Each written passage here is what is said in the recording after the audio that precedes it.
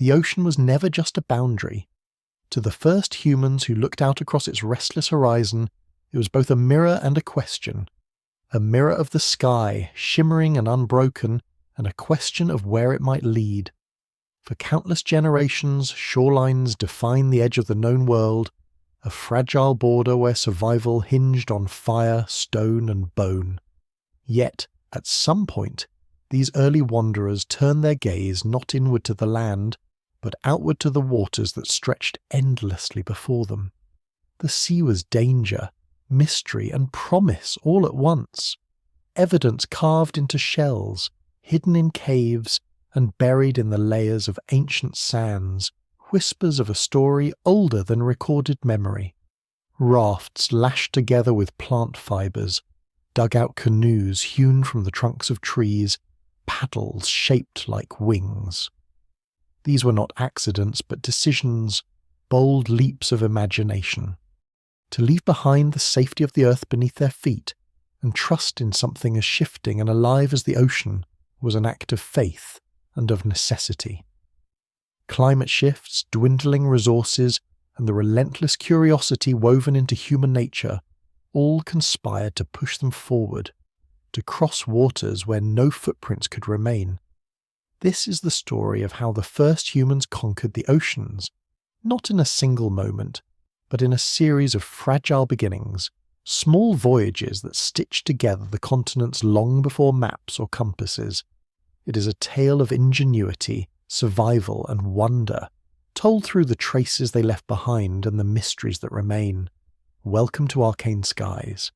If this journey stirs your imagination, consider liking, subscribing, and sharing your thoughts below. Tell us where and when you are as you watch, and let the story of the oceans connect us across time. The earliest humans lived with the rhythm of tides long before they dared to master them. Imagine the coast of Africa some 200,000 years ago, when the ancestors of our species gathered shellfish along tidal pools, cracked open mollusks with stone tools, and learned the predictable patterns of the sea. At first, the ocean was a generous provider, offering food when the land grew lean. Mussels clung to rocks like locked doors, crabs scuttled through the shallows, and fish stranded by retreating waters became easy prey. These lessons were simple but profound. The sea was not only an expanse of danger, but also a living pantry, one that demanded observation, timing, and respect. It is here that the foundations of maritime knowledge were laid. Archaeological sites along the southern tip of Africa, such as Pinnacle Point, preserve traces of these early encounters. Shells piled in ancient middens, pigments ground into ochre, and stone blades sharpened to slice meat from bone. These findings suggest more than hunger. They reveal planning, memory, and an emerging sense of seasonality. To know when shellfish would be fat with nutrients, or when the tides would recede enough to expose trapped fish, was to possess knowledge that could be passed on, a kind of oral chart etched not on paper, but in memory. Yet hunger alone does not explain why humans began to gaze beyond the shoreline.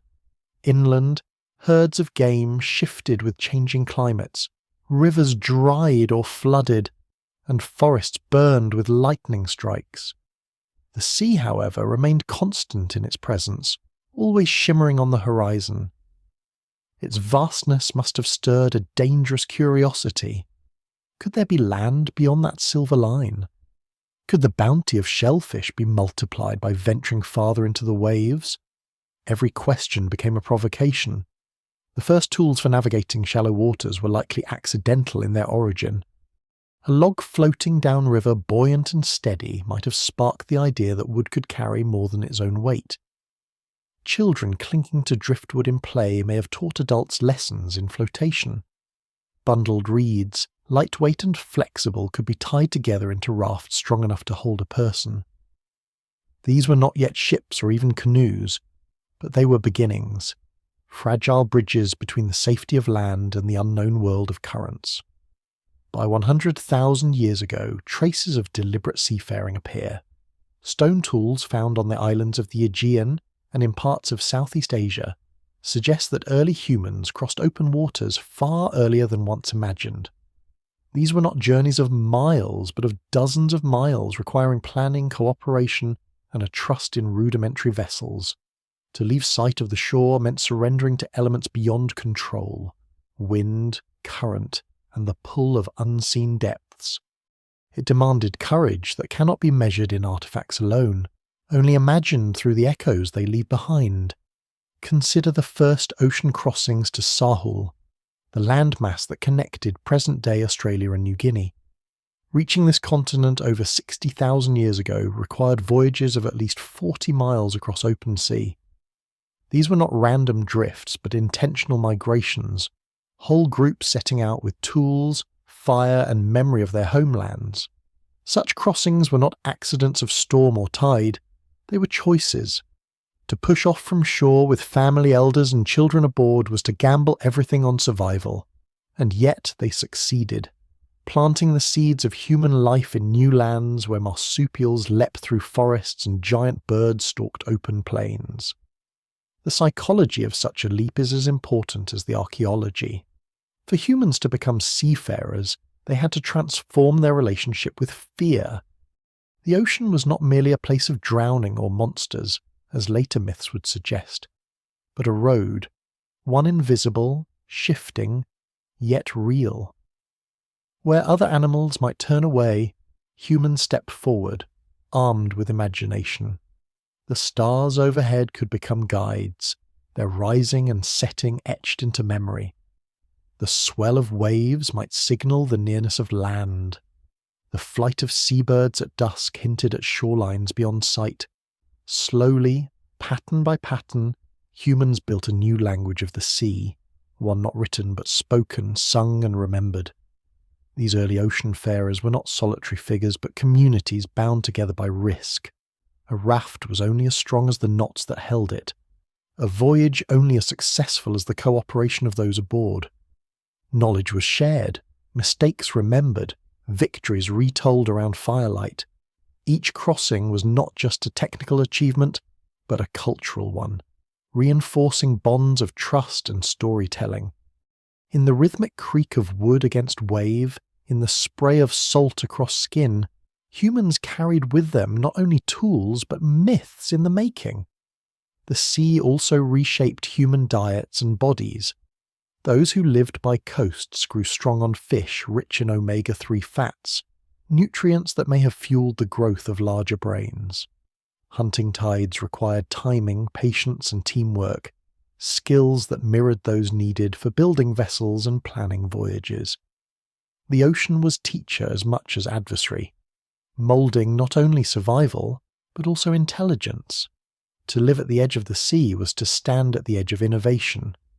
And still, questions deepened.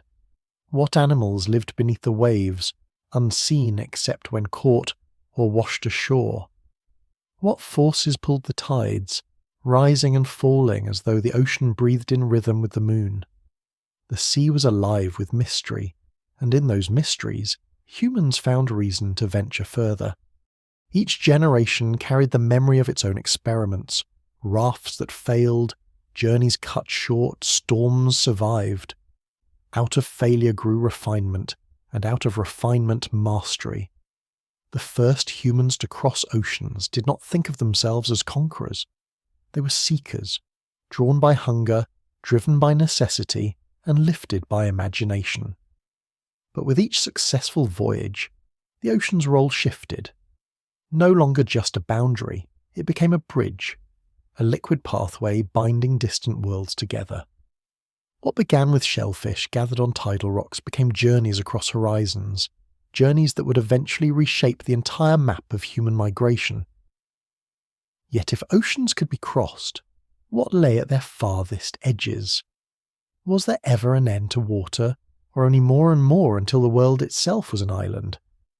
These were questions without answers, carried like shadows into the next voyages. And so, as dawn broke over beaches littered with driftwood and shell, new eyes turned once more toward the shimmering expanse, preparing to push further than before. The line where sea met sky was never still, always moving, always calling. The moment when humans first set foot on distant islands marked not just a triumph of survival, but the beginning of a deeper dialogue with the sea itself. Those who crossed into Sahul and other island chains carried with them the skills and memories of shorelines long behind, yet they found themselves in landscapes unlike any they had known. Dense forests dripped with humidity, strange cries of unfamiliar birds echoed through canopies, and marsupials bounded where once antelope or buffalo roamed. On coasts the rhythm of the tides was the same, but the fish were different, the shellfish stranger, and the predators lurking offshore more menacing. To survive, they had to observe again, to learn anew how each bay, estuary, and reef offered both sustenance and threat. These early voyagers were no longer simply coastal foragers, they had become architects of waterborne exploration. The rafts or dugout canoes that had borne them across the waves had to be refined. Where reeds frayed under the battering of storms, stronger wood was chosen. Where knots failed, new techniques of binding plant fibre were invented. In the sound of crashing surf, one could hear the constant reminder that human craft was fragile, and that every mistake was fatal. But necessity sharpened ingenuity. Over generations, watercraft became more stable, more manoeuvrable, better suited to the demands of open water. Archaeological hints speak of these refinements. Obsidian tools transported across seas in Melanesia show not only that voyages took place, but that materials were valued enough to justify repeated crossings. Obsidian, volcanic glass prized for its razor edge, could not be found everywhere, and the fact that it travelled across waves reveals a network of exchange, one that stretched farther than any single community's horizon. Here lies the beginning of maritime trade, the subtle weaving of ocean routes into the fabric of human existence. The question of how they navigated without compasses has haunted scholars for decades. Some answers lie in careful study of modern traditional navigators, whose skills echo ancient practices. The stars became maps, their rising and setting points memorized over seasons. The sun's path across the sky, the direction of swells, and the flight of seabirds all offered clues. Even the colour of the sea could change near islands, reflecting shallow reefs. To the untrained eye, the ocean is featureless. To the navigator, it is a text, its lines written in water, light, and wing beats. These voyages were not random but deliberate. Evidence suggests that early seafarers could estimate distances, plot courses, and remember routes. When a storm blew them off track, they learned to read the stars to return home. When they discovered islands, they remembered the path to find them again. Each crossing added to the collective memory, stored not in books but in chants, stories, and songs. And oral tradition became a form of cartography, where rhythm and repetition held the shape of coastlines and the direction of currents. But to understand the magnitude of these early feats, one must imagine the psychological landscape of those aboard. To push away from shore was to cut ties with certainty. Land disappears quickly when one rows into the vastness. The shoreline shrinks into a faint line, then vanishes. The horizon remains unchanged, water stretching endlessly in every direction.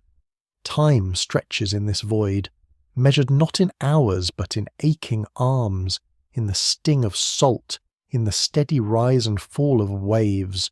Hunger gnaws, thirst sharpens, and every cloud on the horizon might be salvation or storm. That humans endured such journeys, and repeated them, speaks to a resilience that cannot be quantified by archaeology alone. It is also here that myth begins to intertwine with exploration. Each successful return would have been celebrated, each safe landing woven into the fabric of communal memory. Spirits of the sea, ancestral guides, or divine winds may have been invoked to explain what courage alone could not. The ocean was not just water, but a living presence, capricious and powerful. By attributing agency to it, humans may have found comfort, a way to believe that the waves were not random but negotiable, that gods or ancestors could be placated or persuaded to grant safe passage. Climate, too, played its part. During glacial periods, sea levels dropped, exposing land bridges and narrowing channels between islands. During warmer interludes, seas rose, cutting communities off and demanding longer voyages to reconnect. In both cases, humans adapted, turning geological upheaval into opportunity. What to one generation seemed a catastrophe, drowned valleys, vanished coasts, became to another a challenge, a call to push further into the deep. The ocean was not static. It was alive, shifting, and humans learned to shift with it. Consider the coastlines of Southeast Asia, a labyrinth of islands and straits. Here, even short journeys required skill, for tides and monsoons could trap or destroy unwary travellers.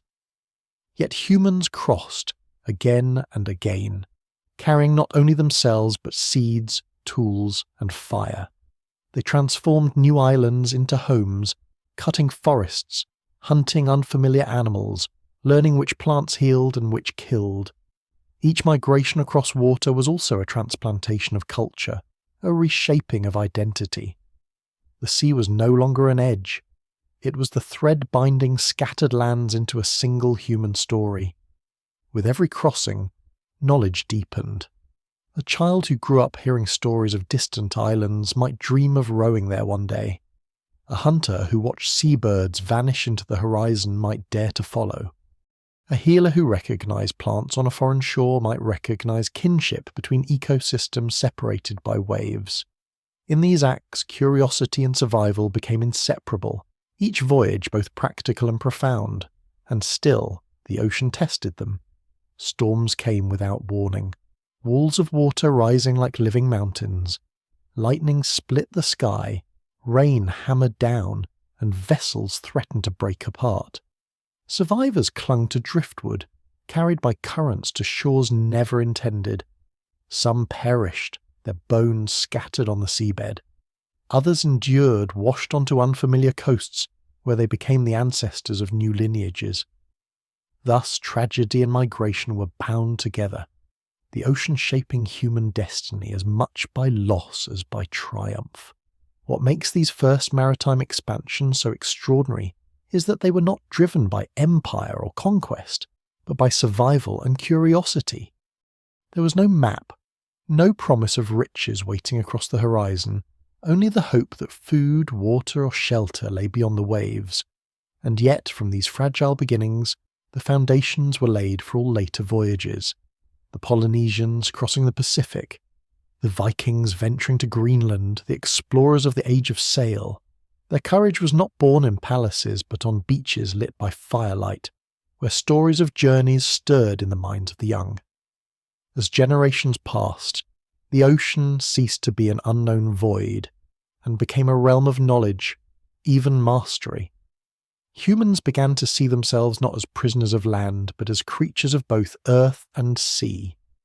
Each raft that held together through a storm, each canoe that returned laden with fish or obsidian, reinforced the belief that the ocean could be read, tamed, and even trusted.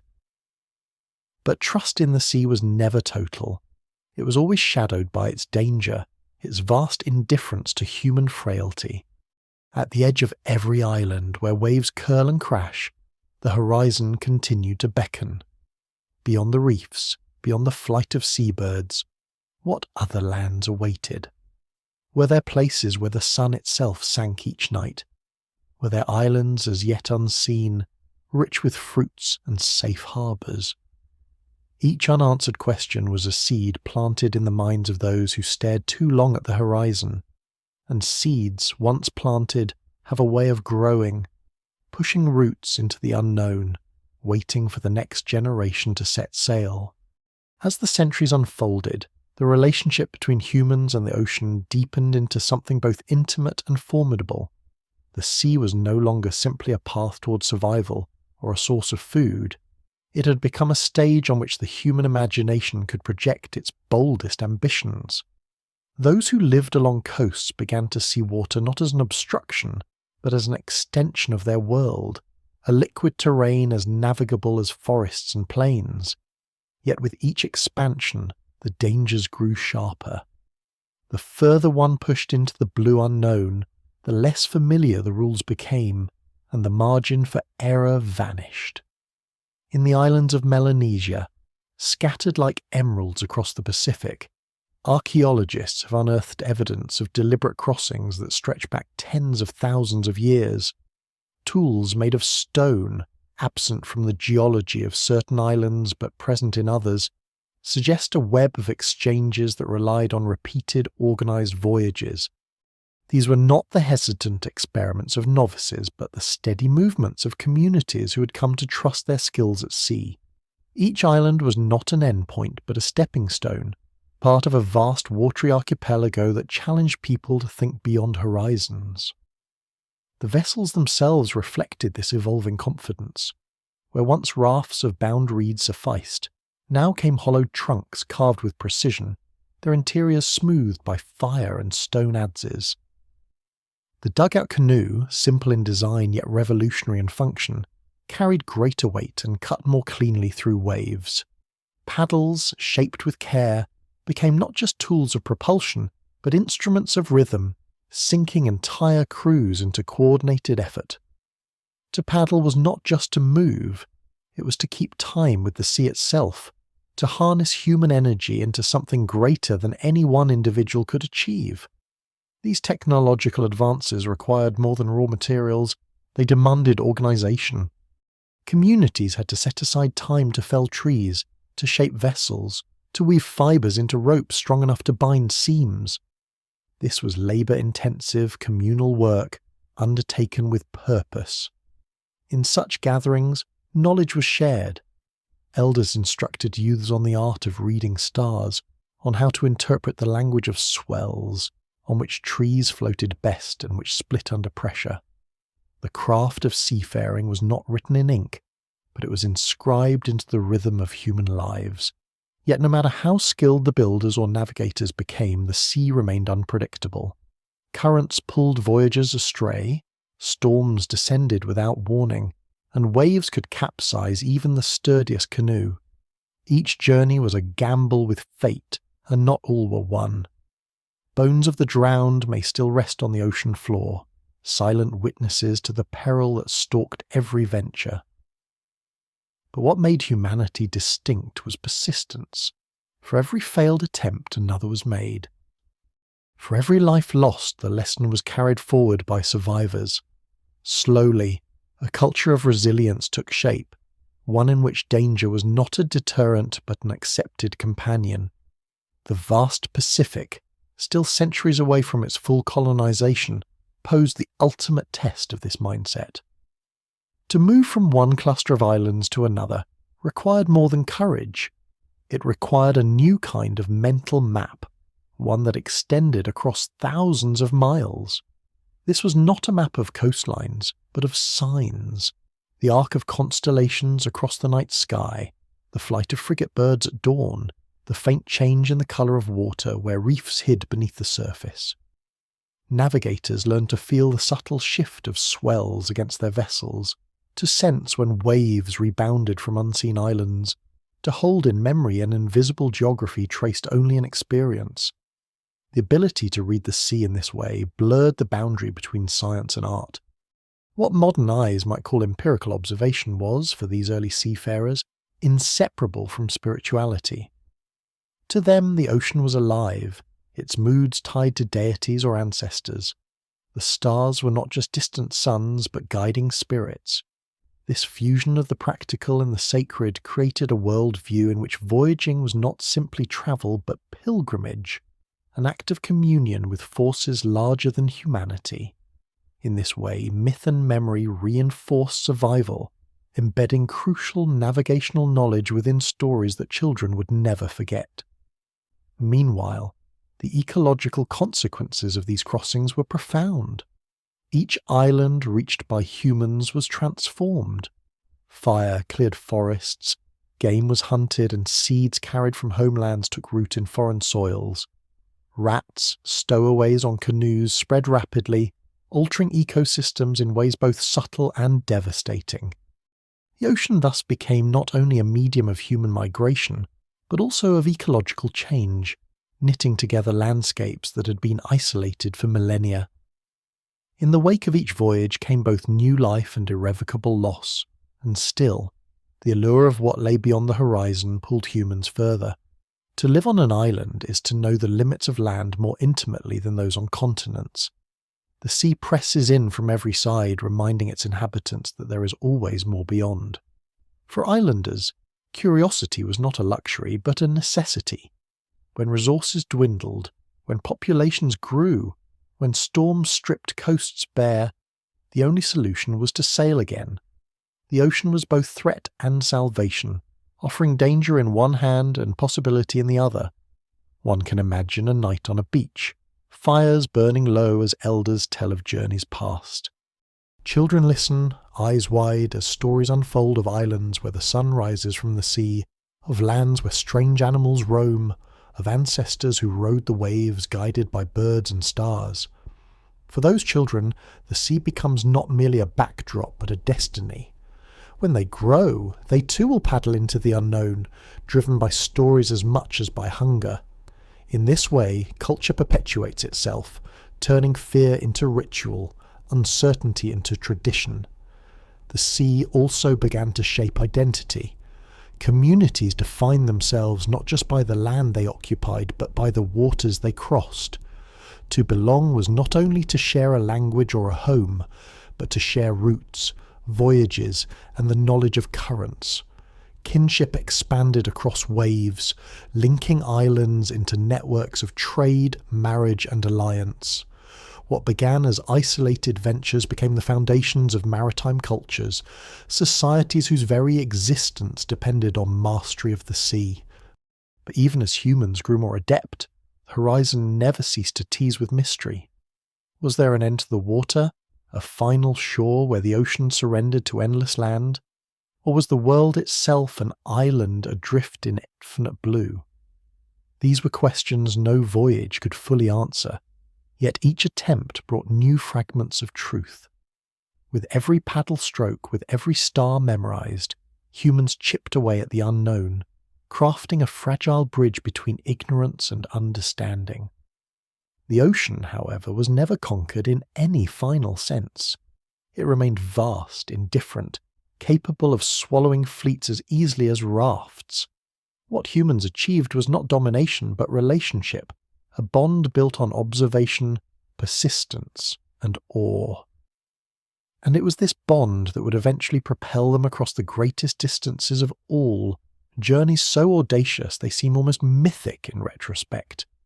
But in their beginnings they were simply continuations of the same impulse that once drove a forager to pry open a shellfish on an ancient shore, the desire to see what lay beyond. As dawn broke on those scattered islands, with canoes pulled up on beaches and smoke curling into the sky, new eyes looked once more toward the horizon. The waters shimmered with promise, and the winds carried whispers of unseen lands. Somewhere out there, another island waited, another challenge, another chapter in the story of humanity's dance with the sea. And with each heartbeat of the tide, the question returned, who would dare to follow it next? By the time humans began to settle deeper into the Pacific and Indian Oceans, the sea had already reshaped not just their movements, but their minds. To live with the ocean was to live with uncertainty, and uncertainty demanded imagination. The shore was no longer a border but a threshold, a place where choices determined whether one remained within the safety of the known or ventured into the terrifying beauty of the unknown. And as groups pushed further, their encounters with the sea grew more complex, more demanding, and more transformative. Consider the Indian Ocean, bordered by Africa, Arabia, and Asia. Here, monsoon winds swept across vast expanses in seasonal cycles, predictable yet fierce. To those who lived along these coasts, such winds were both menace and gift. A favourable monsoon could carry rafts or canoes hundreds of miles in a matter of days, while an untimely one could shatter fleets against reefs or scatter voyagers into oblivion. Archaeological traces on islands like Madagascar and along the Arabian coast suggest that humans were experimenting with these winds tens of thousands of years ago. They were not drifting helplessly, but learning, season by season, voyage by voyage, how to harness invisible forces of air and current. Mastery of the sea required more than boat building. It required a new sense of time. Inland, time was marked by seasons of rain and drought, the migrations of animals, the flowering of plants. On the ocean, time became the rise and fall of tides, the pulse of waves, the shifts of constellations. Night skies transformed into intricate calendars, each star and cluster signalling a direction, a season, a reminder of where land might lie. For navigators, the heavens were not distant abstractions but living maps. The Pleiades rising over the horizon meant one thing, Orion another. To memorize the sky was to memorize the sea.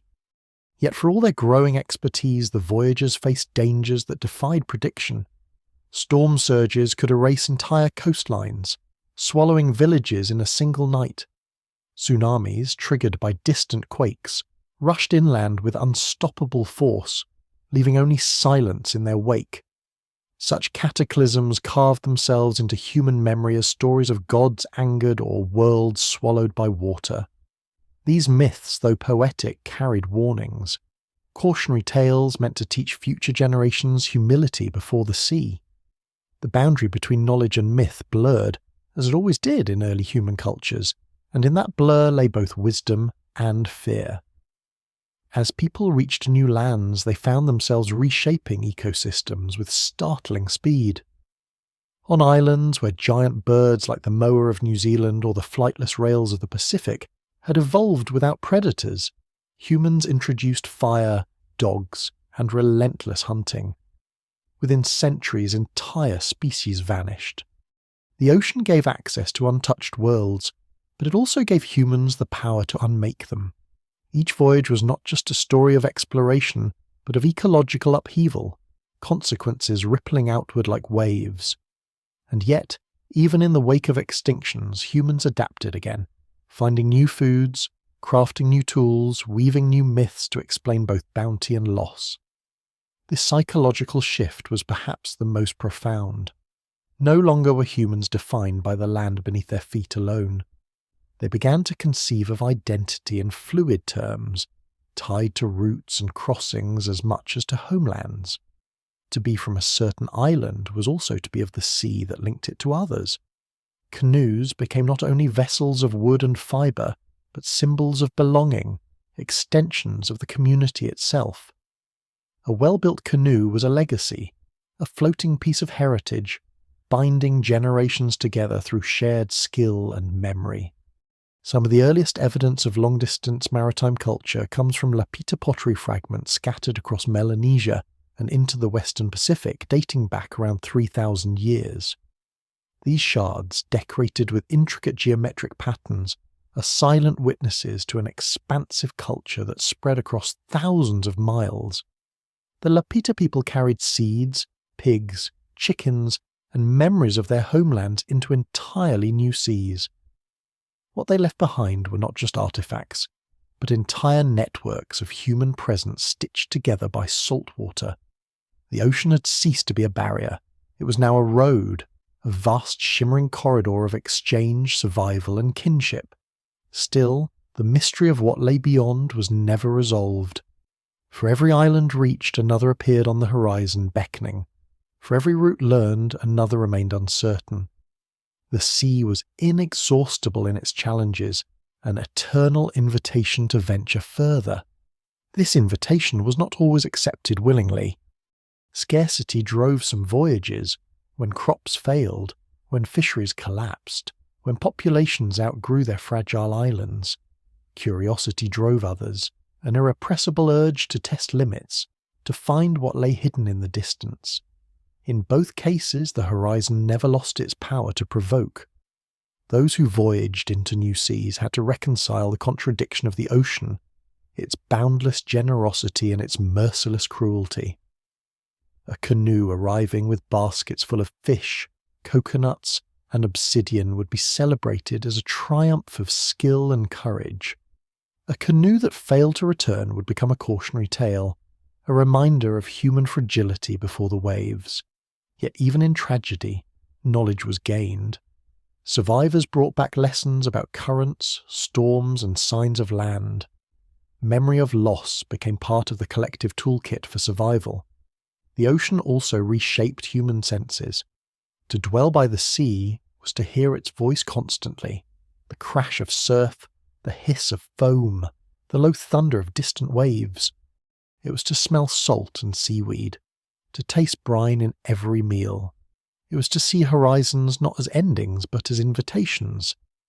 Over time, such sensory immersion forged a new kind of human being, alert to subtleties of wind and tide, fluent in the language of swells, attuned to cycles far larger than individual lives. The sea was no longer outside of them. It was within them, shaping thought, memory, and desire. Imagine standing on a beach at dusk, watching as a canoe disappears into the fading light. Families gather, voices hushed, knowing that those aboard may not return for weeks, or at all. Yet in their departure lies hope. Hope for food, for trade, for discovery, for continuity of the stories that bind the community. The ocean is uncertainty embodied, but it is also possibility incarnate. That paradox is what humans carried in their hearts, with every launch, every paddle stroke, every whispered prayer to the horizon. And as the centuries rolled forward, this paradox only grew. The ocean remained a place of fear and longing, a mirror reflecting both human vulnerability and resilience. Each crossing, each discovery, each tragedy layered new meaning onto its restless surface. And always, there lingered the same question. If the sea could be crossed once, what else lay waiting across its endless blue expanse? On nights when the stars were clear and the waves gentle, navigators stared at the constellations above, their minds mapping routes across distances yet untravelled. Somewhere in the darkness, unseen islands waited, and the only way to reach them was to surrender to the sea's shifting embrace. And so, dawn after dawn, humans returned to the shore, pulled their canoes into the surf, and once again entrusted themselves to the vast and mysterious waters that had already begun to define their destiny. By the time the great arcs of migration stretched across the Pacific and Indian Oceans, the ocean had become not only a highway of movement, but the foundation of entire cosmologies. For communities whose lives were tied to the tide, the sea was not simply a resource. It was the spine of their existence, the connective tissue between past and future. To live in harmony with the ocean required more than technology. It demanded philosophy, ritual, and a deep, almost reverent observation of its moods. One can imagine the quiet of pre-dawn as navigators stood on beaches gazing upward before a voyage. The sky was their chart, yet it was also their temple. Stars like Sirius, Canopus, and the Pleiades guided their courses across hundreds of miles. But these stars were not understood in isolation. They were folded into stories, genealogies, and divine dramas. In this way, knowledge of astronomy was inseparable from culture itself. Every rising star had a name, a memory, a tale that carried not only direction but meaning. By embedding science into myth, communities ensured that crucial information would never be forgotten, even when spoken by storytellers to children around the fire. The boats themselves became sacred objects. To carve a canoe from a tree was to reshape the natural world into a vessel of survival. Chants accompanied the felling of the tree, prayers were whispered during the binding of lashings, and offerings were made before the hull touched the sea. These rituals were not empty gestures but acknowledgements of risk. Each voyage was a wager with forces larger than human control, and ritual was a way of balancing that wager, of believing that humans did not sail alone but with ancestors, spirits, and gods riding alongside. With such rituals came confidence, and with confidence distances grew. Archaeological finds across Oceania reveal that humans spread with astonishing speed once the tools of navigation and boat building matured. Within a few generations, communities leapt from archipelago to archipelago, carrying seeds of taro and yam, pigs and chickens, and most importantly, memories of their origins. In this way, the Pacific was not just populated, it was cultivated, shaped into a living network where humans and ecosystems interwove. The Great Polynesian Expansion, centuries later, was the culmination of these earlier beginnings, proof that once the horizon was breached there was no turning back. But voyages were not driven only by exploration. Trade became a central thread. Obsidian, shells, and stone adzes moved between islands, creating webs of exchange that spread ideas alongside goods. With each voyage, languages absorbed words from neighbours, myths incorporated foreign motifs, and marriages linked distant families. The sea was a marketplace as well as a mystery, a place where wealth was measured not in land or cattle, but in routes known and alliances forged. Those who commanded the sea commanded influence, and their power rested not on fortresses of stone, but on memories of wind, star, and wave. The ecological impact of these expansions was as profound as their cultural significance. New species of plants and animals travelled with the voyagers, intentionally or accidentally. Rats gnawed seeds, dogs hunted birds, and fire reshaped landscapes into fields for cultivation. Some islands flourished under these transformations, becoming gardens sustained by careful stewardship. Others suffered collapse, their forests stripped, their animals hunted to extinction, their soils eroded by overuse. The ocean offered limitless horizons, but it also exposed the fragility of small islands, teaching harsh lessons about balance and sustainability. Yet, it was not only physical landscapes that were reshaped. The very concept of home evolved. For those who voyaged across seas, home was not fixed to a single place. It stretched across waters, a network of islands tied together by shared ancestry and memory. A navigator might speak of an island he had never seen but knew through stories and songs, and to him it was still part of his identity. This fluid sense of belonging, rooted not only in soil but in water, was a radical reimagining of what it meant to be human. It was a recognition that land is finite, but the sea with its endless pathways could bind humanity into a single story. Still, danger never receded. Storms remained a constant, and entire canoes were sometimes lost to cyclones or rogue waves. Survivors might wash up on unfamiliar shores, disoriented but alive, carrying with them fragments of memory that seeded new communities.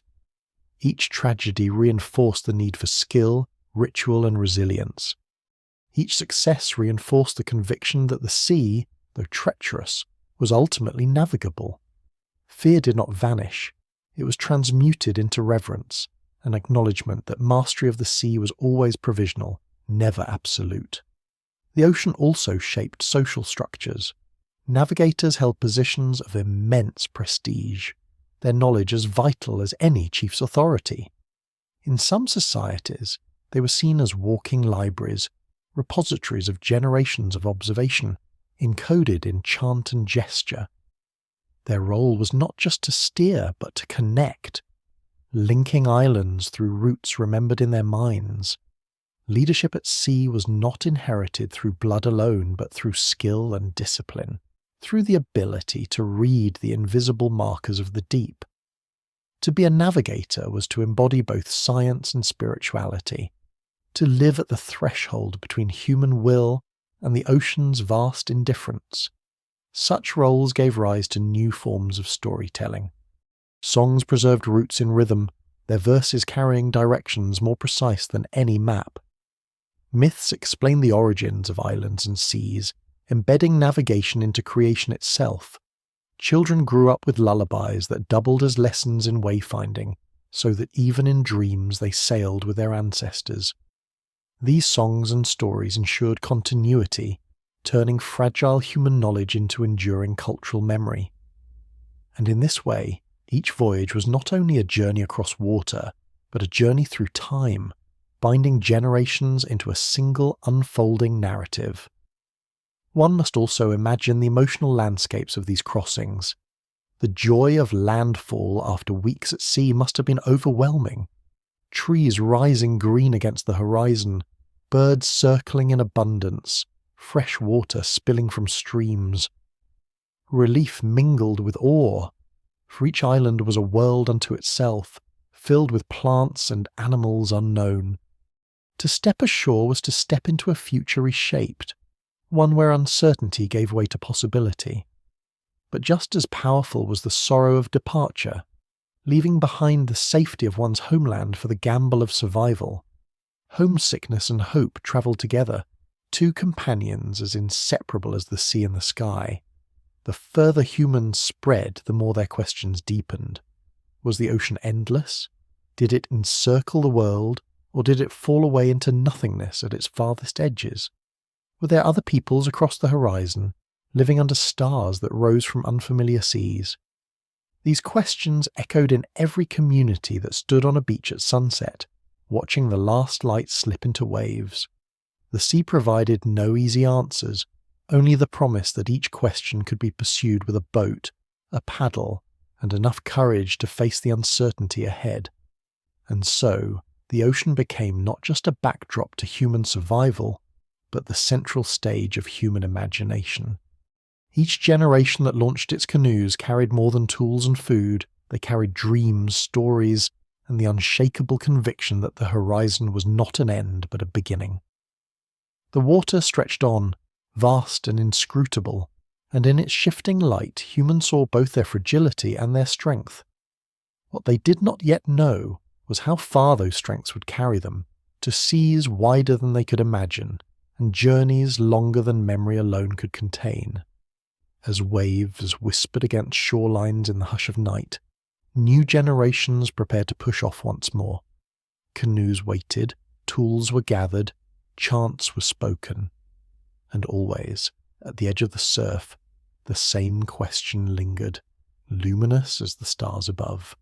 What lay waiting just beyond the line where sea met sky? The deeper humans ventured into the Pacific and Indian Oceans, the more the sea transformed from a pathway of necessity into a realm of strategy and vision. No longer were voyages simply a matter of survival or chance. They became deliberate undertakings, embedded in the very structure of societies that dared to face the open water.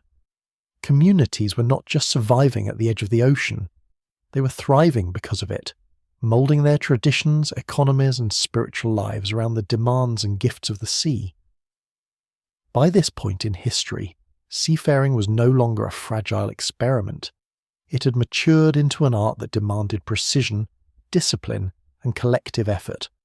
The construction of canoes became a communal endeavour that could take months, sometimes years, to complete. The process began in forests, where the right tree was sought not just for its strength but for its spirit. The felling of the tree was an act of reverence as much as craftsmanship. Elders might chant over the first axe strokes, calling upon ancestors to guide the wood's transformation into a vessel. Each strike was both a technical act and a spiritual one, ensuring the tree's spirit would accompany the voyage rather than hinder it. Once the hull was carved, builders hollowed and shaped the wood with stone adzes, smoothing the lines so that water would embrace rather than resist it.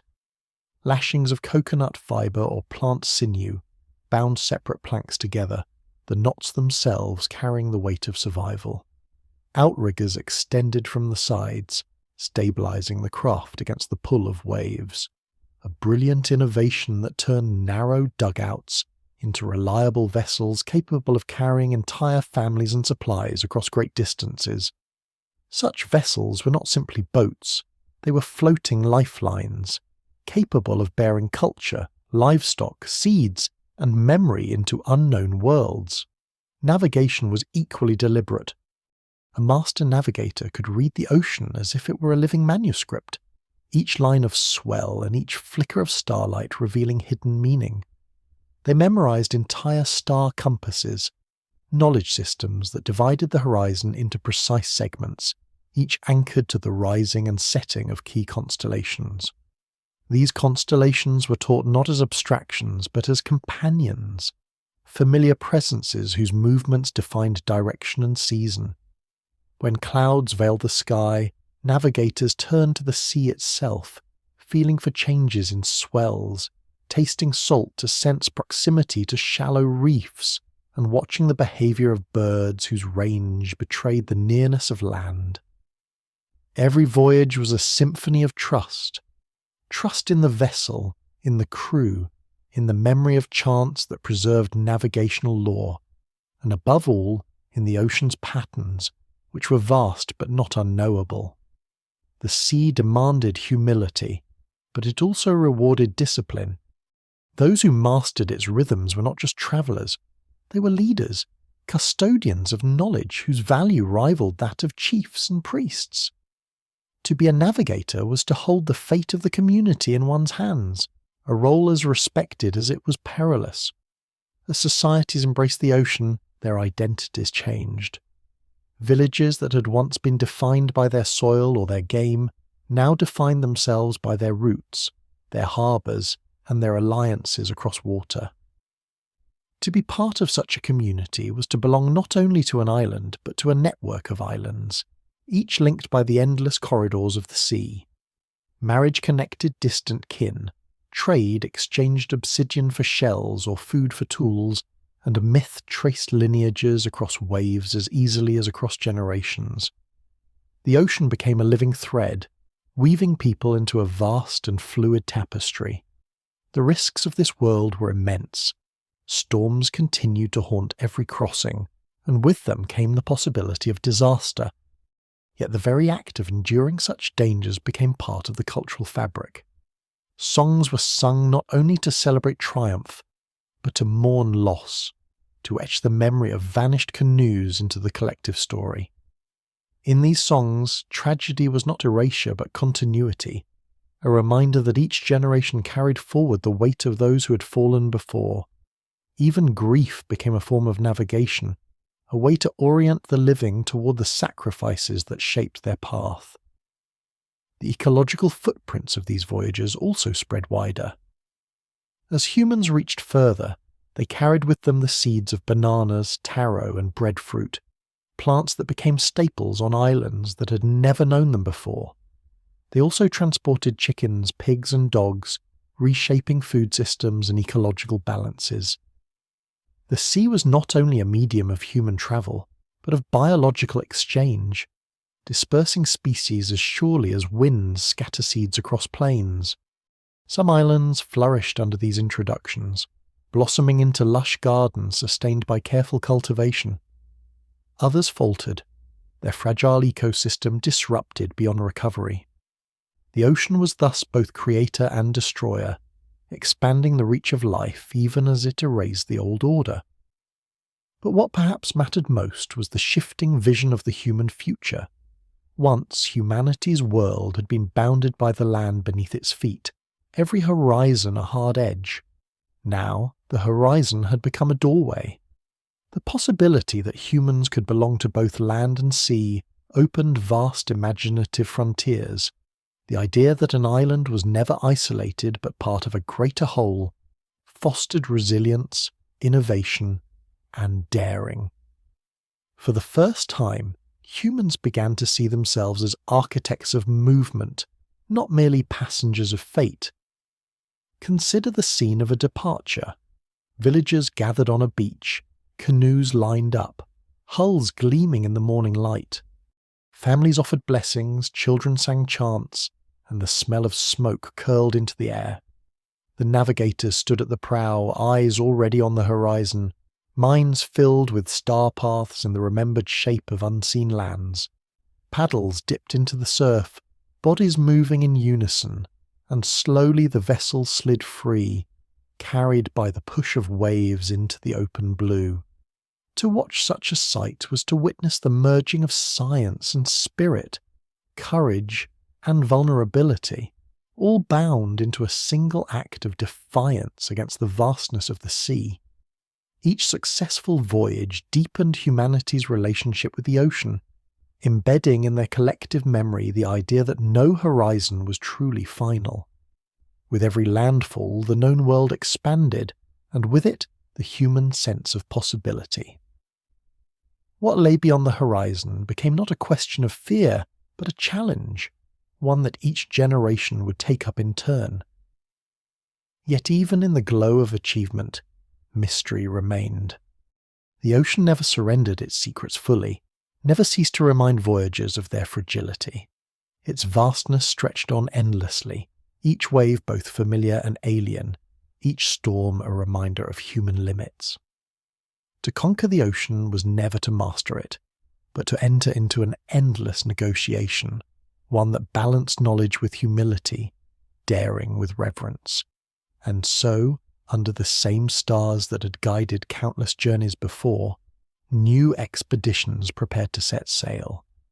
The sea shimmered with promise, the winds whispered with uncertainty, and the horizon glowed with questions that no one yet could answer. What other lands lay hidden in the distance? What other stories waited to be woven into the endless fabric of the ocean? Each dawn brought another chance to find out, another chance to step once more into the great unknown. By the time humans had learned to traverse vast stretches of water with confidence, the ocean was no longer just a means of survival. It had become a proving ground for ingenuity, memory, and collective will. The farther they spread, the more they transformed themselves, adapting not only their tools and vessels but also their very ways of thinking.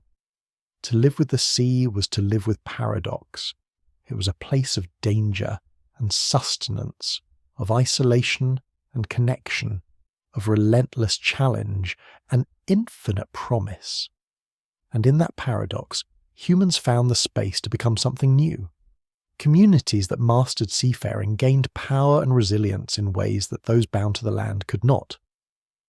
On small islands, populations were vulnerable to drought, storm, or crop failure, but those who commanded the ocean could reach beyond scarcity. A community that knew how to sail could exchange what it lacked for what others had, turning survival into cooperation and cooperation into culture. In this way, trade was not merely an exchange of goods, it was the exchange of trust. Obsidian from volcanic islands moved into places where no volcano had ever existed, while shells and intricate ornaments travelled back in return. Such networks did more than enrich diets or craft. They knit entire seas into webs of interdependence.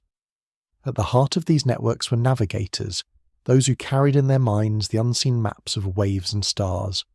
They were more than skilled sailors. They were guardians of collective memory.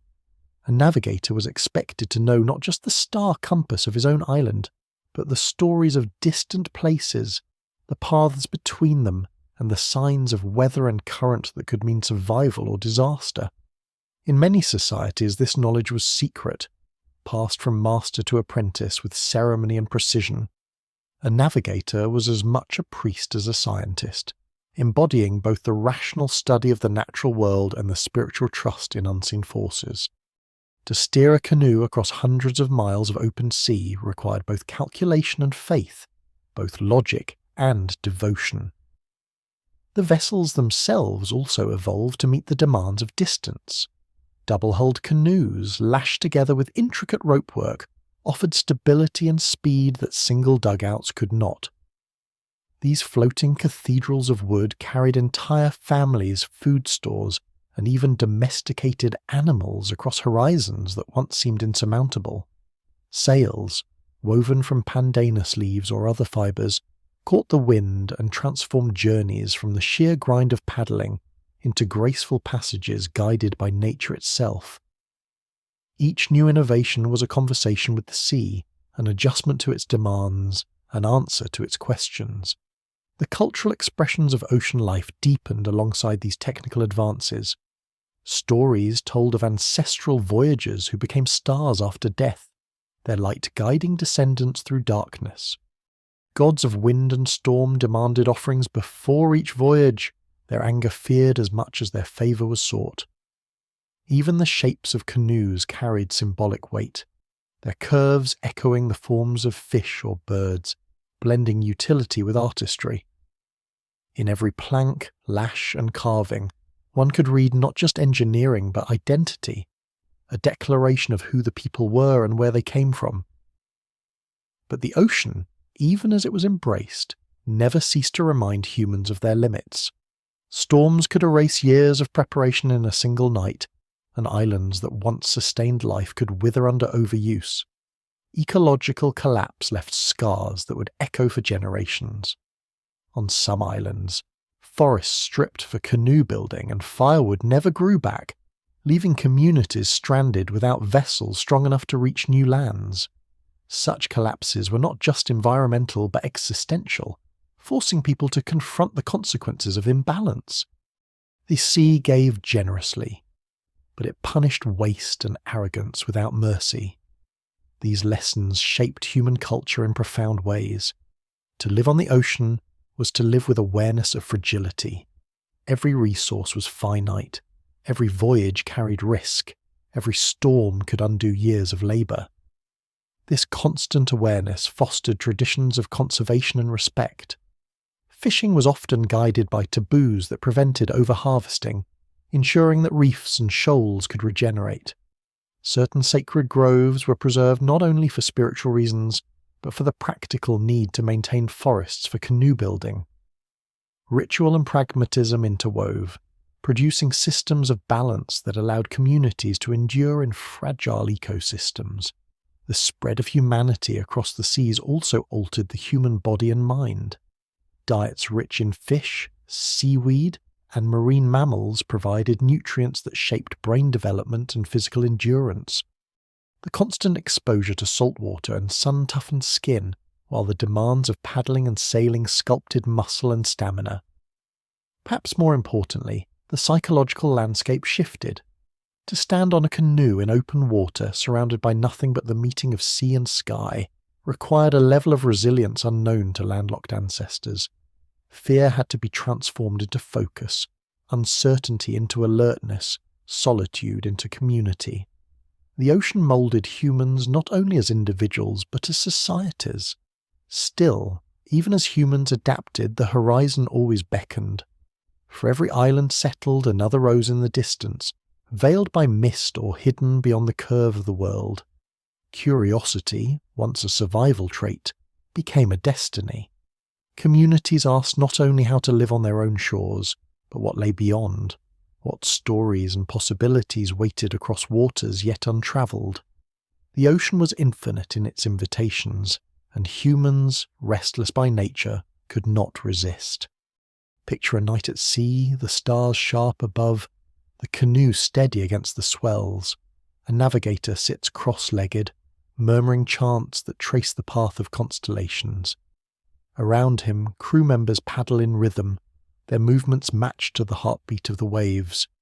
Behind them lies the fading memory of their homeland, ahead the promise of something unseen. The silence is immense, broken only by the splash of paddles and the breath of wind in the sails. In this moment, humanity is both vulnerable and magnificent. A small cluster of lives bound together on wooden rope, daring to challenge the immensity of the sea. It is in such moments that one glimpses the true achievement of early seafarers. They did not simply survive the ocean, they reimagined it. They transformed what was once a border into a bridge, what was once a fear into a companion. Their legacy is not only in the islands they settled or the species they carried, but in the mindset they forged, a belief that no horizon is final, that the unknown is not to be avoided but embraced. This mindset, born of salt and wave, would one day propel humanity not only across seas but toward the stars themselves. But for now the stars were enough. They glittered above like a map written for those who dared to read, their patterns constant even as waves shifted below. The ocean remained vast, unknowable, yet full of promise. Each voyage into its depths was a dialogue, a call and response between humanity and the waters that had given them both life and challenge. And each dawn, as canoes slid into surf and sails unfurled, the same question lingered in every mind. How far could courage and memory carry them before the sea demanded its price again? As the generations of voyagers grew more adept, the ocean ceased to be perceived as an obstacle and became instead a kind of language, one that could be learned, spoken, and passed down like a song. The sea had its grammar in tides and currents, its vocabulary in winds and swells, and its poetry in the stars. To those who mastered it, the ocean was not chaos but structure, an intricate system of rhythms that revealed itself only through long patience and intimate attention. In this new way of seeing, humans did not merely cross the sea, they entered into a conversation with it. By the time large double-hulled canoes dominated Pacific waters, humans had begun to knit entire oceanic regions into networks of exchange. These vessels, sturdy yet swift, were capable of carrying not only people but livestock, seeds, tools, and even entire cultural traditions across distances unimaginable to their earliest ancestors. What had begun as hesitant forays from shoreline to island had become a deliberate weaving of the Pacific world into a shared human fabric. A canoe departing from one island might arrive weeks later on another, and with it came stories, new kinship ties, and the living memory of roots that stitched seas together like threads across a tapestry. The societies that flourished along these networks understood that mastery of the sea was mastery of time itself. A navigator who read the stars could tell not only where he was, but when he was. The alignment of constellations revealed seasons for planting or harvesting, the timing of migrations for fish or birds, the cycles of rain and drought that shaped survival on land. In this way, voyaging became not only a physical act, but a temporal one, binding human communities to the great cycles of the planet in ways more intricate than any calendar could capture. Yet even as humans mapped the sea in their minds, they never forgot its capriciousness. Stories told of canoes lost to storms, of navigators who misread the heavens and vanished into silence, of communities forced to rebuild after the ocean's fury claimed their strongest and their bravest. These stories were not simply tales of loss. They were lessons encoded in myth. A storm god angered was a reminder to respect the sea. A canoe turned to stone in legend was a warning about arrogance. Through these myths, survival was taught as much through imagination as through observation. In island after island, the arrival of voyagers reshaped landscapes. Some islands became rich gardens, terraced and irrigated by careful hands, their soils nurtured by centuries of knowledge.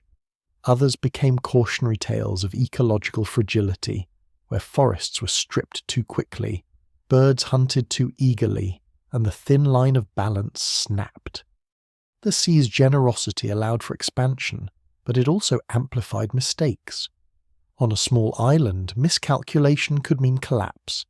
Thus, the ocean was both an enabler and a judge, its vastness both forgiving in its abundance and merciless in its constraints. The psychological world of these seafarers was equally transformed. To be born into a maritime culture was to inherit not only land but horizons. Children grew up hearing the chants of navigation, the rhythms of paddles, the smell of salt on their skin. Their games mimicked voyages. Their songs rehearsed the names of stars and the signs of birds. From the moment of birth, they were woven into a tradition that saw the ocean not as something external, but as the very medium of life. In this way, the sea lived within them, just as much as they lived upon it. Leadership in such societies was often tested by the ocean. A chief who could not organize voyages or command respect on the water risked losing his authority. Power was tied not only to land but to roots, to the ability to extend influence beyond the horizon. Trade, diplomacy, and even war moved by canoe, and those who commanded fleets wielded power over both resources and stories. For in a maritime world, stories were as valuable as goods. A tale of a distant island, rich with fruit or fresh water, could spark migrations that reshaped entire archipelagos. The constant movement across seas blurred the distinction between home and journey. An island was not an isolated world, but a node within a larger constellation of places bound together by memory and rote. To say one belonged to a community was to invoke not just a patch of land, but a history of voyages, of arrivals and departures, of ancestors who had braved the ocean's immensities to secure survival for their descendants. In this sense, belonging was always in motion, always tied to the sea's restless rhythms. Still, even as networks expanded, horizons remained endlessly alluring. The ocean, no matter how well understood, never lost its mystery. Its surface shimmered with possibilities, hiding beneath it creatures of dazzling strangeness, giant squids rising from depths, whales whose songs carried across miles, sharks that patrolled reefs with silent menace. To voyagers, these beings were both companions and omens, reminders that the sea was alive with more than water and wind. A dolphin leaping alongside a canoe might be read as a blessing, while the shadow of a shark beneath the hull could still the crew into silence. In such moments, myth and biology merged seamlessly, for the sea was too immense to be reduced to one alone. Imagine the moment of first sighting a new island after weeks at sea. At first, it appears as a smudge on the horizon, uncertain and wavering. As hours pass, it sharpens into a line of green against blue, then into peaks and valleys, then into beaches where surf breaks white against stone. Relief floods the voyagers, exhaustion gives way to song, and the canoe turns with renewed energy toward landfall. Yet even in this triumph lies humility, for every successful arrival is shadowed by the knowledge of how easily the sea could have claimed them instead. Gratitude becomes as much a ritual as celebration. The ocean's role in shaping human imagination cannot be overstated. To sail into emptiness and find land where none was visible required not just skill, but faith. Faith in memory, in patterns, in the unseen order of the world. Such faith, passed from one generation to the next, transformed humanity from a species bound by land into one that could claim the sea as part of its destiny. In doing so, humans expanded not only their geography but their very sense of possibility. Yet the horizon never stopped asking its question. Even after centuries of successful voyages, of islands settled and routes mapped in chant and story, the ocean still stretched on, boundless and silent. What lay beyond the last known island? Was there ever a true edge, or did water encircle the world without end? These questions lingered like salt on the tongue, urging each generation to look further, to risk more, to step once again into the great blue mystery. And so, at the edge of each island, where the tide hissed against sand and stars wheeled above in eternal arcs, the choice repeated itself. Canoes stood ready, supplies were packed, chants rose into the night air, families gave blessings, elders recited stories, children watched with wide eyes, and once more, paddles cut into the surf, sails filled with wind, and humanity surrendered itself to the embrace of the sea. For the ocean was not finished with them yet, and neither were they finished with it. By the time humans had transformed scattered islands into thriving settlements, the sea was no longer only a corridor of travel, it had become a mirror in which people recognized themselves. It reflected both fragility and strength, reminding every voyager of their dependence on currents, winds and tides, even as it revealed their extraordinary capacity for resilience and creativity. The ocean, vast and ever-changing, taught humans lessons that no landscape of stone or forest could have offered: the necessity of adaptation, the inevitability of risk, and the profound interconnectedness of all life adrift upon its surface. Communities that had mastered voyaging began to distinguish themselves by the depth of their seafaring traditions. The art of navigation, guarded with the secrecy of sacred knowledge, was passed down through apprenticeships that could last a lifetime. A young navigator might spend years memorizing the rise and fall of stars, tracing them with fingers in the sand, repeating chants until they became part of his breath. He would learn to listen for the subtle tone of waves reflecting off distant reefs, to note how the flight paths of seabirds bent toward unseen shores. Over time, these lessons transformed him into something rare, a living archive of the ocean's memory. In his mind, islands hundreds of miles apart were bound together in a map invisible to all but the initiated. But even mastery did not erase vulnerability. A navigator might guide his canoe across 1,000 miles of water, only to be undone by a single misjudged storm. This reality made each voyage an act of courage as well as knowledge. Crews entrusted their lives not only to their leader's skill, but to the collective discipline of the group. Paddlers had to move in perfect rhythm, bailers had to keep water clear from the hull, and watchers scanned horizons for signs of land or danger. Every member of the crew carried a portion of survival in their hands. In this way, seafaring was as much about social cohesion as about technical prowess. With each successful crossing, new worlds opened. Islands that had once been isolated for millions of years suddenly entered the human sphere. Birds that had known no predators were hunted. Plants were cultivated, and entire ecosystems reshaped. At the same time, humans themselves were transformed by these environments. They learned which fruits could be eaten raw, which needed cooking, and which carried poison. They experimented with fishing techniques unique to each reef or lagoon, devising traps, nets, and spears suited to the local conditions. In the interplay of human and island, both were forever altered. These transformations were not only physical but cultural. Each landfall became woven into myth, retold in fireside chants that explained not just where people had come from but who they were. Some stories told of gods casting islands into the sea like stones, others of ancestors who transformed into fish or birds to guide later generations. Through these stories, geography became genealogy, and every reef, bay, and mountain carried the weight of ancestral presence. The sea, once a realm of uncertainty, had become a living archive of memory and a meaning, and yet the further humans pushed into the ocean, the more they realized its vastness could never be fully contained. The Pacific in particular stretched outward in dizzying immensity, dotted with islands so small they could disappear into the horizon like flecks of foam. To navigate these spaces was to flirt with invisibility. A canoe could pass within a few miles of an island and miss it entirely if the stars were misread or if clouds obscured the sky. The knowledge that survival hinged on such fine margins instilled both awe and humility. No matter how skilled, a voyager remained at the mercy of forces far greater than himself. The psychology of life in such worlds was marked by constant negotiation between fear and faith.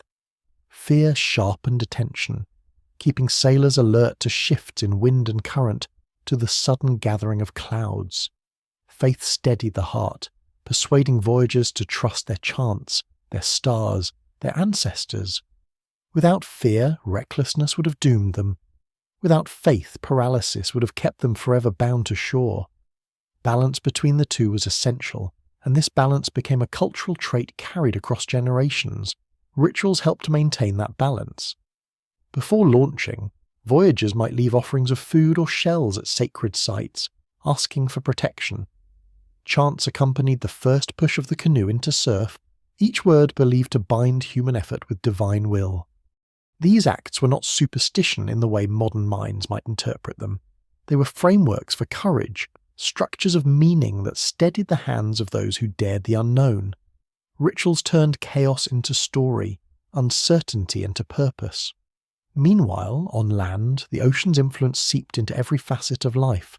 Architecture adapted to coastal winds, diets shifted toward marine abundance, and art reflected the imagery of waves, fish, and celestial guides. Songs echoed the rhythms of paddling.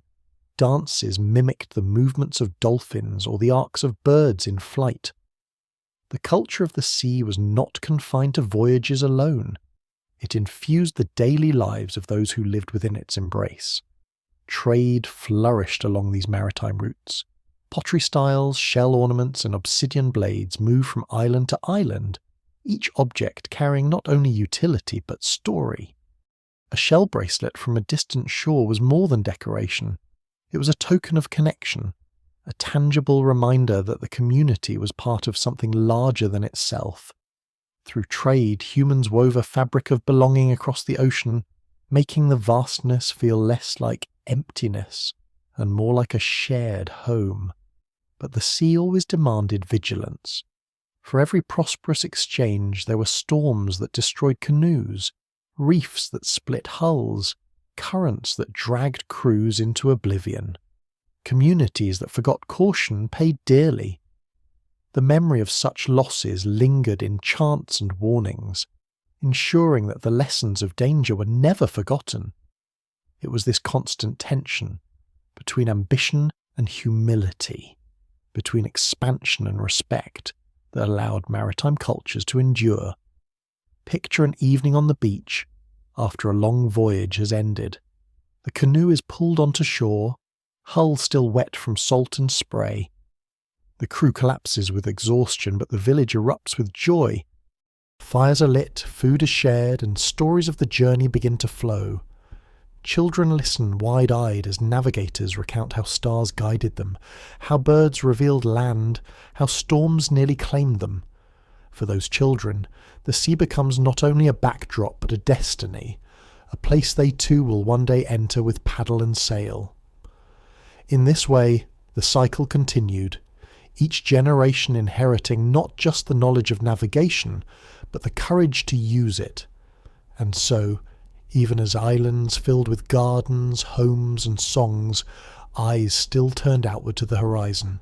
For the sea, no matter how familiar, never ceased to be a frontier. Its endless shimmer whispered possibilities, asking again and again, what lies beyond?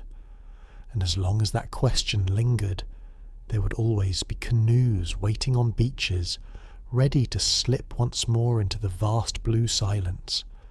The ocean had by now become the canvas upon which humanity painted its boldest experiments.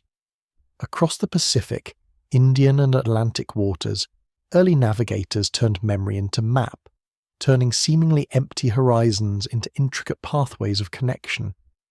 These paths were invisible to the eye, yet etched into the minds of those who carried them, passed from generation to generation like sacred fire.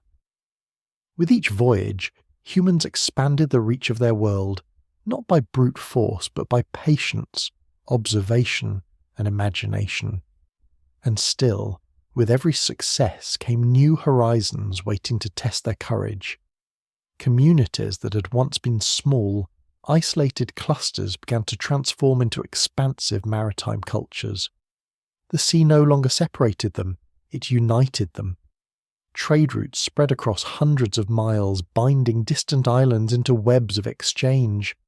A canoe arriving from across the waves might bring not only obsidian or shells, but news of births, deaths, and alliances. In this way, the ocean became not just a medium of survival, but the carrier of identity. To know the sea was to know oneself, for it was the thread tying every community into a single unfolding story. Navigators, the stewards of this knowledge, were revered as more than guides. They were custodians of time, reading the heavens not only to find direction, but to determine when to plant crops, when to fish, when to depart for voyages. Their chants, long and rhythmic, were both instruction and incantation, binding the crew to the invisible logic of the sea. Every star rising from the horizon had a place in these chants, every swell a meaning, every bird a message. In their memory lived an oceanic cosmos, vast and precise, fragile yet enduring. The canoes themselves mirrored the sophistication of the cultures that built them. Double-hulled designs balanced stability with speed, their broad decks capable of holding entire families, animals and stores of food. Sails of woven pandanus leaves captured the wind, allowing voyages that stretched beyond what paddles alone could manage. These floating villages were not crude rafts adrift on the sea, but deliberate masterpieces of engineering, each lashing, seam and plank shaped with painstaking care. To step onto such a vessel was to step into a collective act of hope, an assertion that survival lay not only in what was known, but in what might yet be discovered. But the sea's vastness never ceased to humble. For every landfall achieved, countless voyages were swallowed by storms, dashed against reefs, or dragged off course into the void. Archaeological traces tell a story as much of loss as of triumph. Canoes never returned. Songs speak of ancestors turned into stars after perishing at sea, their light guiding those who followed. These stories, both mournful and reverent, were the way communities remembered the price of daring. They reminded each generation that voyaging was not conquest but negotiation, a fragile dance with a power far greater than human will. On islands scattered across these seas, ecological change followed quickly in the wake of voyages. New plants thrived in fertile volcanic soils. Taro, breadfruit, bananas. Chickens, pigs, and dogs rooted themselves into ecosystems that had never known them before. With each settlement, humans wove familiar patterns into unfamiliar lands, reshaping them to reflect memory of the homelands they had left behind. But the cost was often heavy. Forests cleared for gardens or canoe timber sometimes vanished faster than they could recover. Birds that had evolved without predators disappeared, their calls silenced within a few generations of human arrival. In these transformations, one sees both the creativity and the destructiveness of seafaring expansion.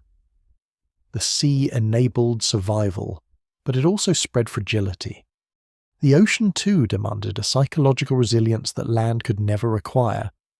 Days at sea were marked by endless repetition, the steady dip of paddles, the creak of lashings, the ceaseless roll of swells. Time stretched thin, measured not in hours but in hunger, thirst, and the shifting patterns of light.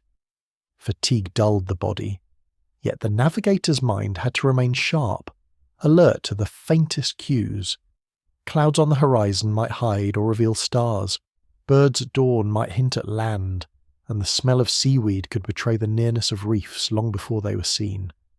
To endure such journeys required not just discipline, but a kind of faith in memory, a trust that the invisible map in one's mind was more reliable than the endless void of water surrounding the vessel. Rituals became the scaffolding that held this faith intact. Offerings of food or song were made before departure, blessings sought from spirits of wind and wave.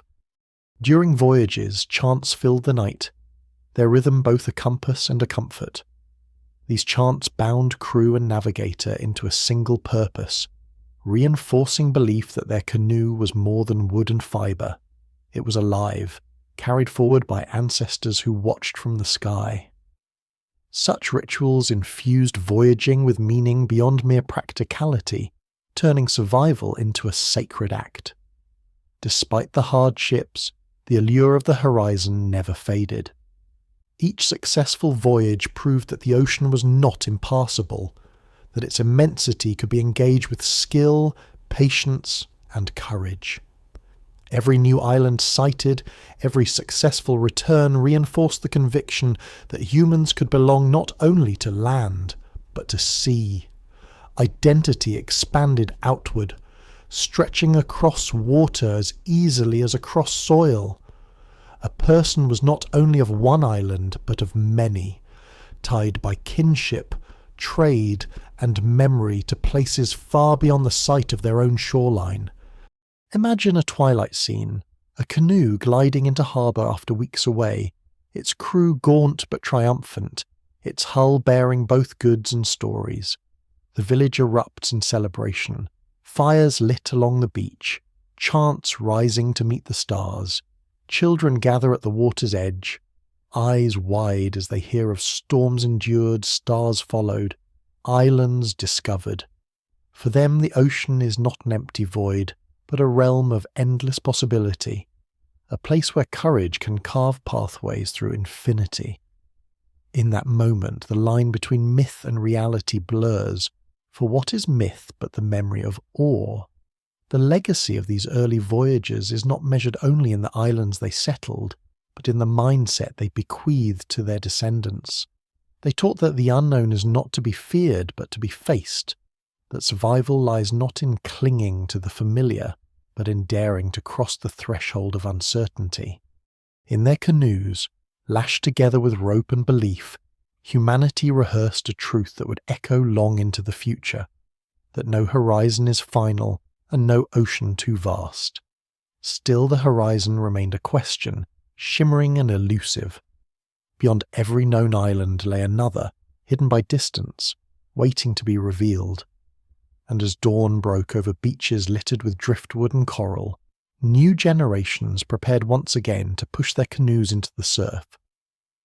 The sea murmured its invitation, the stars glowed with their eternal guidance, and the wind carried whispers of lands unseen.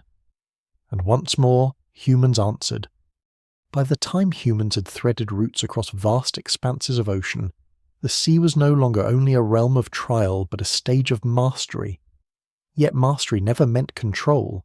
It meant recognition, a careful reading of patterns, a deep humility before forces too vast to be conquered. The ocean was never tamed, but it was understood, and in that understanding humanity flourished. With each new voyage, with each landfall on a distant island, the balance between risk and reward tilted slightly more toward possibility. But possibility always came with a price, and it was this delicate equation that defined the seafaring age of early humans. In the scattered archipelagos of the Pacific, life became organized around rhythm and movement. Canoes were no longer only tools of exploration, they were the arteries of society. Entire fleets launched together, carrying families, seeds, animals, and tools across distances that measured in weeks rather than days. For these societies, migration was not exceptional but expected, a natural extension of life in a world where the sea was the road and the stars the guide. Each island settled became a node in a living web, a point of memory that bound people not just to place, but to journey. The canoes themselves grew ever more sophisticated. Double hulls balanced speed with stability, while sails transformed the labour of paddling into elegant harnessing of the wind. Ropework lashed together planks and outriggers, an intricate engineering that required constant vigilance and repair. Every journey was preceded by weeks of preparation.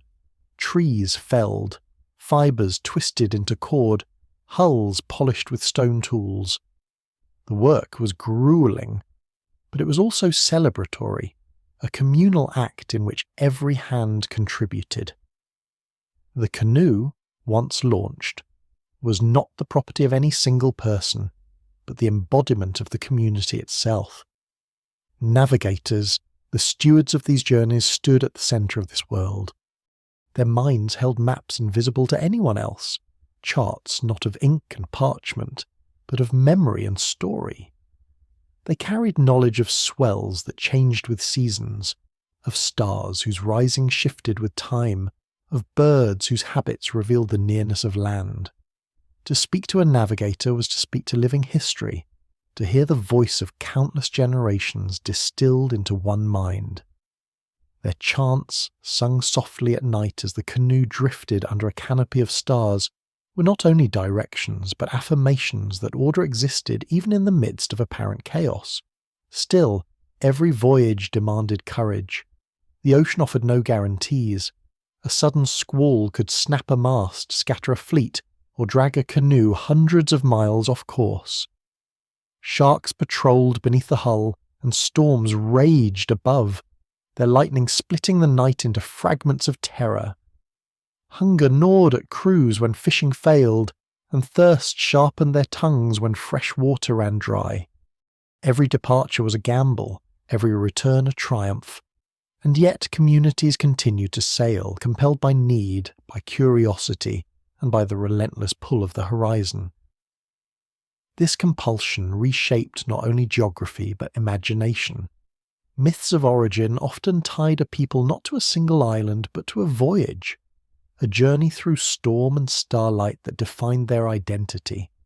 Ancestral figures were remembered not as rulers of land but as voyagers of sea, those who first dared to cross into the unknown.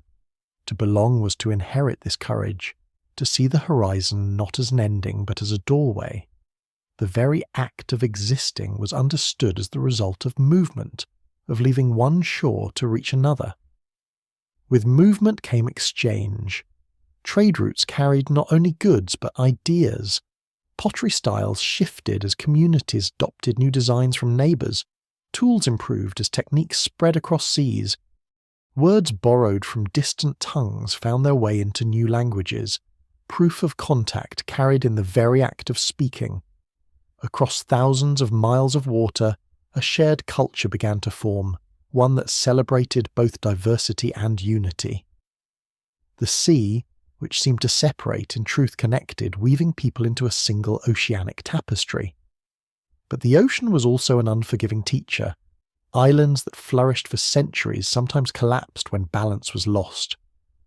Forests felled too quickly for canoe building left soils bare, their fertility washed into the sea.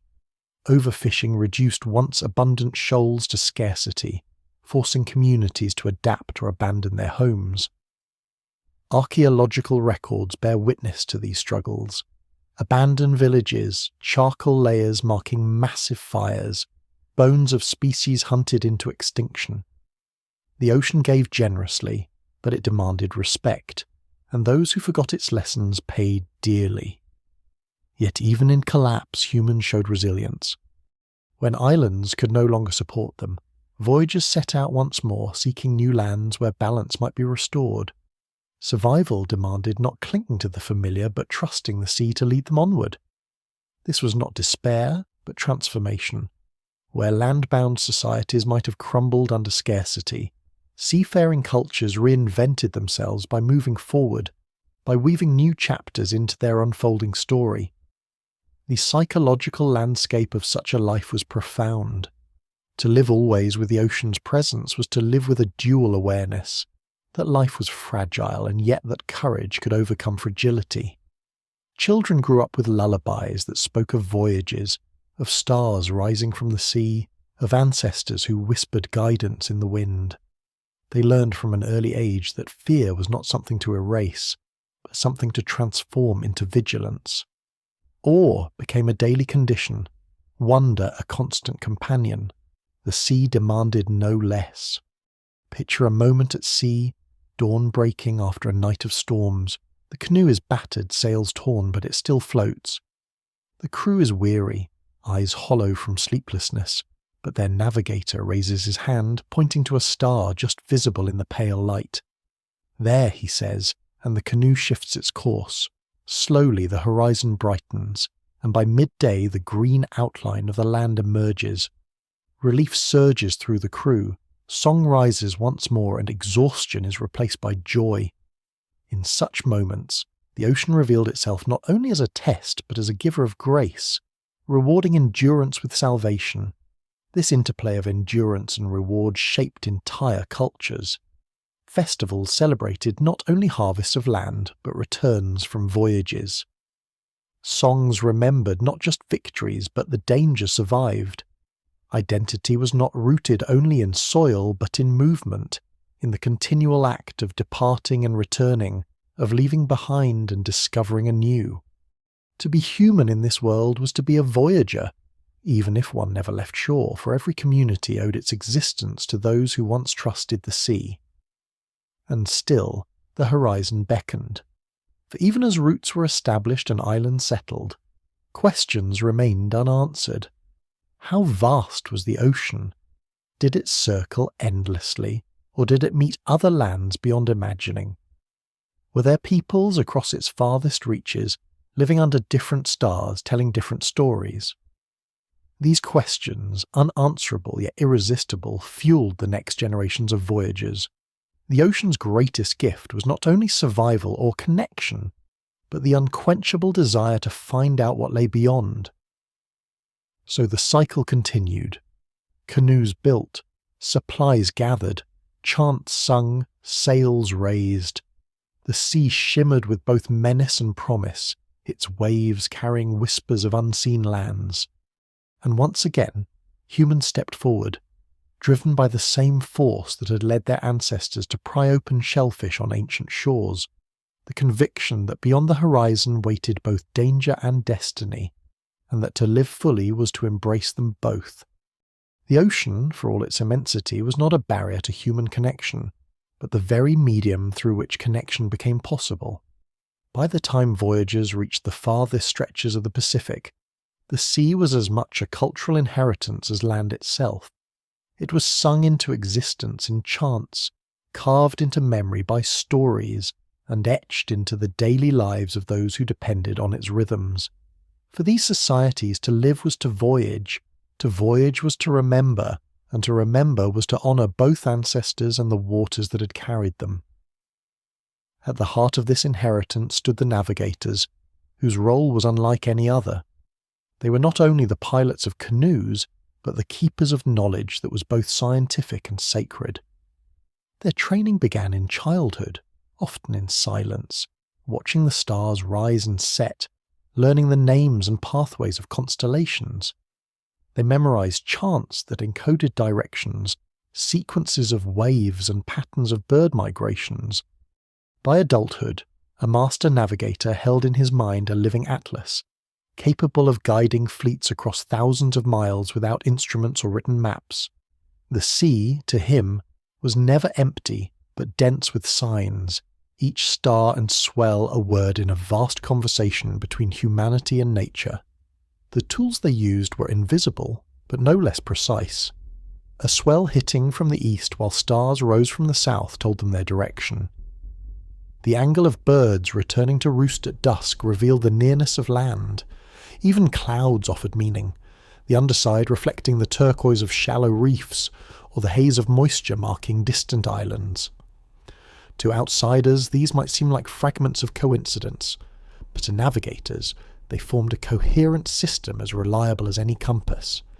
Canoes, too, evolved into floating embodiments of cultural genius. Double-hulled vessels could carry entire families, animals, and food supplies, turning what had once been fragile experiments into stable, intentional migrations. The sails, woven from pandanus leaves, harnessed wind with surprising efficiency, transforming weeks of paddling into graceful voyages carried forward by natural force. Each canoe was both practical and symbolic, a vessel of survival and a statement of identity. Communities carved designs into hulls, painted them with pigments, and sang to them as if they were living beings. In truth, they were alive in the minds of those who built and sailed them, extensions of community, memory, and hope. Every voyage was a communal act. Before departure, the village gathered to chant blessings and offer sacrifices to the gods of wind and wave. The navigator stood apart, solemn, carrying the weight of the journey on his shoulders. Families brought food to the crew, children pressed small gifts into the hands of sailors, and elders recited ancestral voyages, reminding everyone that they were part of a story larger than themselves. Launching a canoe was not simply a technical event but a spiritual threshold, a moment when human determination and divine will intertwined. Yet no ritual could erase the ocean's danger. Storms remained merciless, stripping sails, snapping lashings, and scattering fleets into the void. Some canoes never returned, and their memory became woven into myth. Ancestors who rose into the stars to guide future generations, or islands said to be swallowed by the sea in punishment for pride. These stories kept humility alive, ensuring that no one forgot the thin margin between survival and loss. To live with the sea was to live always with this tension, to be both empowered by knowledge and humbled by uncertainty. On land, the sea's influence remained constant. Diets were rich in fish, shellfish, and seaweed, complemented by crops brought from distant homelands. Songs and dances mirrored the movements of waves, the flight of seabirds, and the turning of constellations. Even the architecture of villages echoed the sea. Houses elevated on stilts like canoes at rest, roofs shaped to mimic sails. Every part of daily life was touched by the ocean, its presence as immediate as the wind and as enduring as the stars. Trade routes flourished, creating vast cultural networks across seas. Pottery fragments, ornaments, and stone adzes have been found on islands far from their places of origin, proof of exchange that spanned hundreds of miles. These objects were more than commodities. They were links in a chain of belonging, tangible reminders that no island was alone. Language, too, bore the marks of exchange, with words and ideas drifting across seas as surely as canoes did. Over time, entire regions became culturally interconnected, their diversity unified by the sea that lay between them. But the ocean was also a harsh teacher. Some islands, once lush, collapsed under human pressure. Forests cut too quickly, soils eroded, fisheries depleted. Archaeological evidence tells of abandoned settlements, skeletons of birds that once dominated skies but vanished within centuries of human arrival. These collapses were not only tragedies but lessons, etched into memory through story and ritual.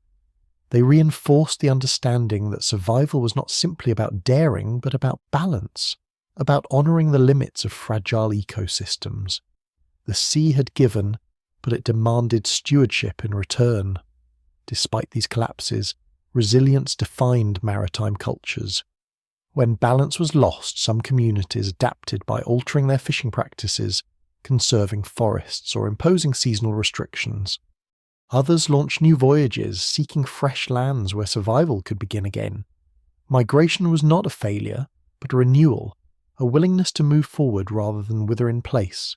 In this way, the sea continually reshaped not only geography, but also human character, rewarding flexibility and punishing rigidity. The psychology of voyaging itself carried lessons deeper than survival.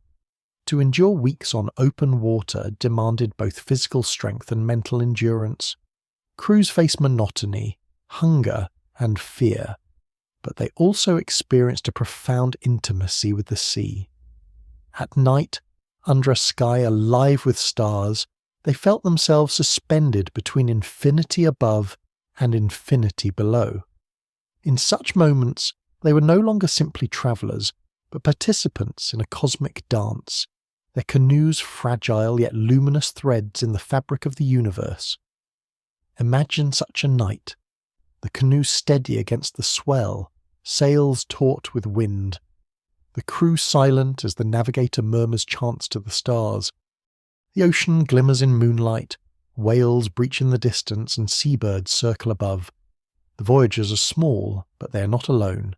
In every sound and shimmer, they sense presence. The ancestors who came before, the gods who govern the sea, the stars that light the way. Fear and wonder merge into something deeper, belonging. The horizon is not a boundary, but a promise, a reminder that there is always more to discover, more to become. And so, the ocean remained what it had always been, both adversary and ally, destroyer and giver, silence and song. It demanded courage, but it also offered transformation. Each voyage reinforced the truth that to be human was not to be confined by land, but to move, to imagine, to reach beyond what was visible. The horizon, shimmering and elusive, was not an end, but an invitation. And generation after generation, humanity accepted that invitation, stepping once more into the blue expanse, guided by memory, faith, and the eternal lights of the sky. As humanity pressed deeper into the immensity of the world's oceans, the relationship between people and water became increasingly layered, both practical and philosophical. The sea was not only a source of sustenance or a route to other lands, it became a metaphor for existence itself. Vast, shifting, unpredictable, and yet patterned by rhythms that could be read, the ocean reflected back the condition of human life, fragile, daring, and endlessly reaching toward the unknown. By the age when voyagers had scattered across the Pacific and Indian Oceans, entire cultures were defined not by their soil but by their sails. These maritime cultures developed social systems that revolved around seafaring. Chiefs were measured not only by the harvests of their fields but by the fleets they could command, the routes they could maintain, and the alliances they forged across water. Navigators held positions of equal, sometimes greater importance, for their knowledge was the glue that bound communities to survival. A leader could organize, a warrior could protect, but without a navigator no voyage could succeed. Knowledge of the sea became as valuable as land, perhaps more so, for in the logic of an oceanic world, survival depended on movement as much as on routes. Rituals reinforced this truth. Before major voyages, whole villages gathered on beaches. Elders recited ancestral journeys, reminding the crew that their courage was part of an unbroken chain stretching back to the first humans who had dared to leave the shore. Priests offered chants to the gods of storm and wind, their voices rising above the surf. Children watched in silence, their eyes wide with the weight of what they were witnessing. Not just the departure of a canoe, but the reaffirmation of a way of life. Each launch was more than a journey, it was a cultural heartbeat, proof that identity endured across generations through the act of voyaging. The construction of canoes reflected this communal significance. Trees chosen for their strength were felled with care, often after prayers of thanks. Hulls were carved with precision, smoothed with stone adzes, and bound with ropes woven from plant fibres. Outriggers stabilized the vessel against rolling seas, while sails of pandanus leaves transformed wind into forward motion. Every part of the canoe carried meaning. It was not just a vessel of wood and fibre. It was a floating embodiment of community, memory, and destiny. When such a canoe slid into the surf, it carried more than passengers. It carried the continuity of an entire culture. Yet mastery never diminished danger. Voyages could last weeks, sometimes months, across waters that seemed endless. Hunger gnawed at crews when fishing lines came up empty. Thirst hollowed their bodies when fresh water ran low. Storms rose suddenly, blackening skies and tearing sails, turning the ocean into a furious wilderness. Some canoes disappeared forever, their fate remembered only in stories of transformation, voyagers who became stars or islands or guardians of the sea. These myths softened grief but also served as warnings. Every loss was folded into memory, ensuring that future generations remembered both the promise and the peril of the ocean. The ocean's teachings extended beyond survival into philosophy. For those who lived by the sea, time itself was conceived differently. Inland, time was measured by seasons of planting and harvest. At sea, time stretched into a more fluid rhythm, marked by tides, by the flight of birds, by the rising of constellations. The stars were not distant abstractions, but living companions, guides that kept voyagers tethered to order in an otherwise shifting void. In the interplay of stars and waves, humans glimpsed a cosmic harmony, one that reminded them of their place in the larger fabric of existence. This sense of harmony was mirrored in ecological practices. Many maritime societies developed rules and taboos around fishing, hunting, and land use, ensuring that fragile islands remained sustainable. Certain reefs were left untouched for seasons, forests preserved for future canoe building. These practices were not articulated as conservation in modern terms, but woven into spiritual and cultural frameworks. To violate them was to risk both ecological collapse and divine displeasure. In this way, human survival was bound not only to skill and ingenuity, but to reverence and restraint. The sea also nurtured creativity. Songs and dances echoed the rhythms of paddling, the swells of waves, the arcs of birds. Stories told of ancestors voyaging through storms, of gods scattering islands into the sea like seeds. Artifacts found by archaeologists, pottery, ornaments, tools, reveal stylistic connections that span vast distances, proof that ideas travelled as surely as goods. In these exchanges, the ocean became not only a road of survival, but a road of imagination, carrying with it the spark of cultural innovation. Imagine a night at sea, the canoe steady, the stars burning sharp above, the crew silent except for the dip of paddles and the murmur of the navigator. In the stillness, the line between reality and myth blurs. The voyagers feel the presence of ancestors in the wind, sense unseen islands in the rhythm of swells, and glimpse the infinite possibilities hidden within the horizon. In such moments, awe becomes sustenance, a reminder that courage is not only about reaching land but about embracing uncertainty itself. Each landfall, after weeks of danger, brought both relief and transformation. To see the dark line of mountains rising from the horizon, to smell the green of forests carried by wind, to hear the cries of unfamiliar birds, these moments etched themselves into memory as proof that risk was worth reward.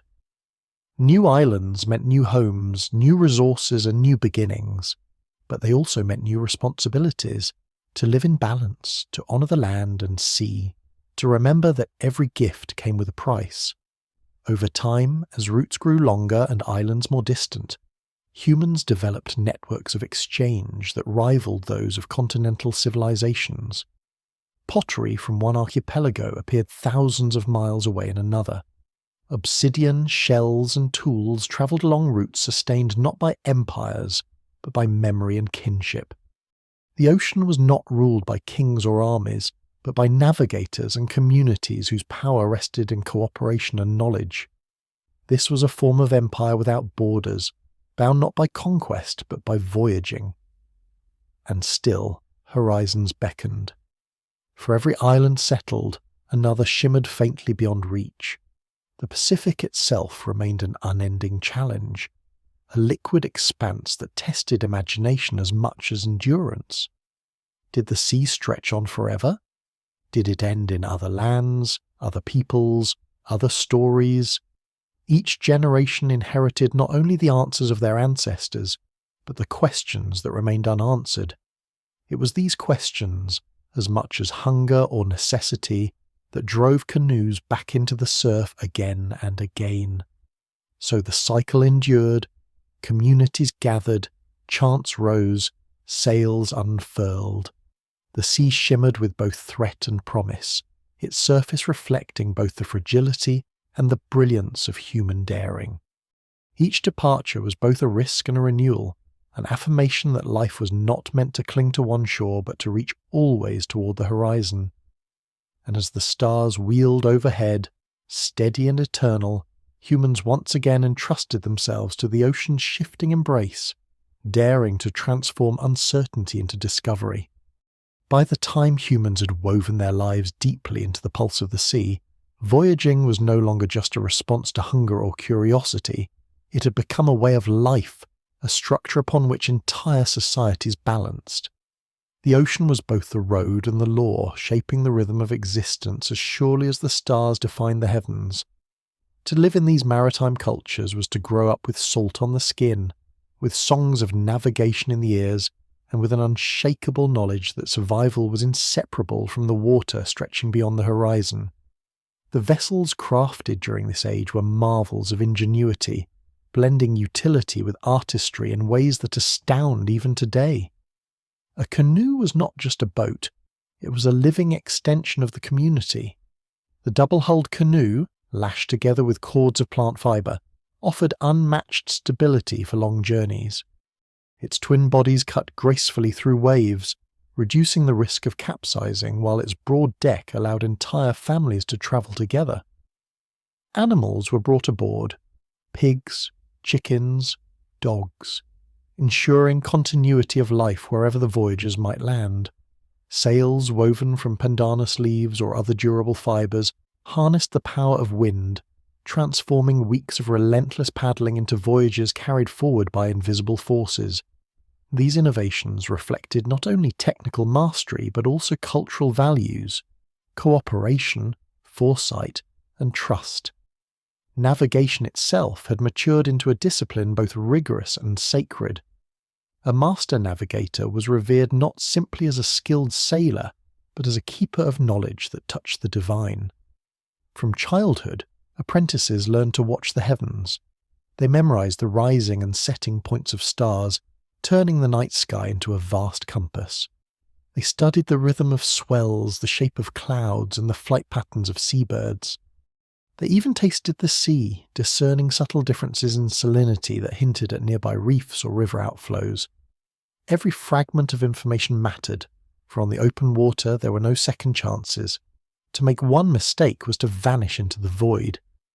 But navigation was not only practical, it was sung, chanted, and woven into myth. Star paths were remembered in verses passed down from one generation to the next, their cadence ensuring that the memory would not falter. A song might begin with the rising of Sirius, lead through the arc of Canopus, and end with the cluster of the Pleiades, each note an instruction, each pause a reminder of direction. These chants were more than instructions. They were bridges between the human and the cosmic, affirmations that voyagers were never alone but guided by ancestors written into the sky.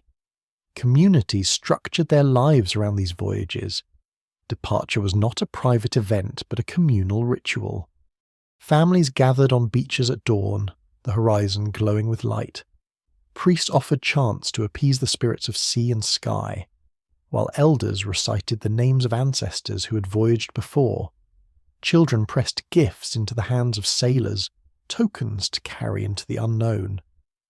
When the canoe finally slid into the surf, pushed by many hands, the moment was charged with meaning. It was not only wood and fibre setting sail, it was the hope of the entire village. The risks were immense. A sudden squall could scatter fleets, tearing sails and snapping lashings. Canoes might drift for days with no land in sight, their crews hollowed by thirst and hunger. Sharks circled beneath, shadows gliding silently, reminders of vulnerability. Yet for every voyage that ended in loss, another succeeded, and the memory of triumphs outshone the grief of disasters. Communities learned to transform tragedy into story, weaving the dead into the lineage of stars and islands so they could continue to guide the living. In this way, even loss became part of survival. The ecological footprint of these voyages grew wider with every generation. New islands, once untouched, became human landscapes. Forests were cleared for settlement and canoe building, while new crops, bananas, taro, breadfruit, took root in unfamiliar soils. Chickens and pigs multiplied, altering ecosystems forever. On some islands, balance was achieved with careful rules governing the use of resources. Taboos restricted fishing in certain reefs or cutting trees in sacred groves, ensuring regeneration.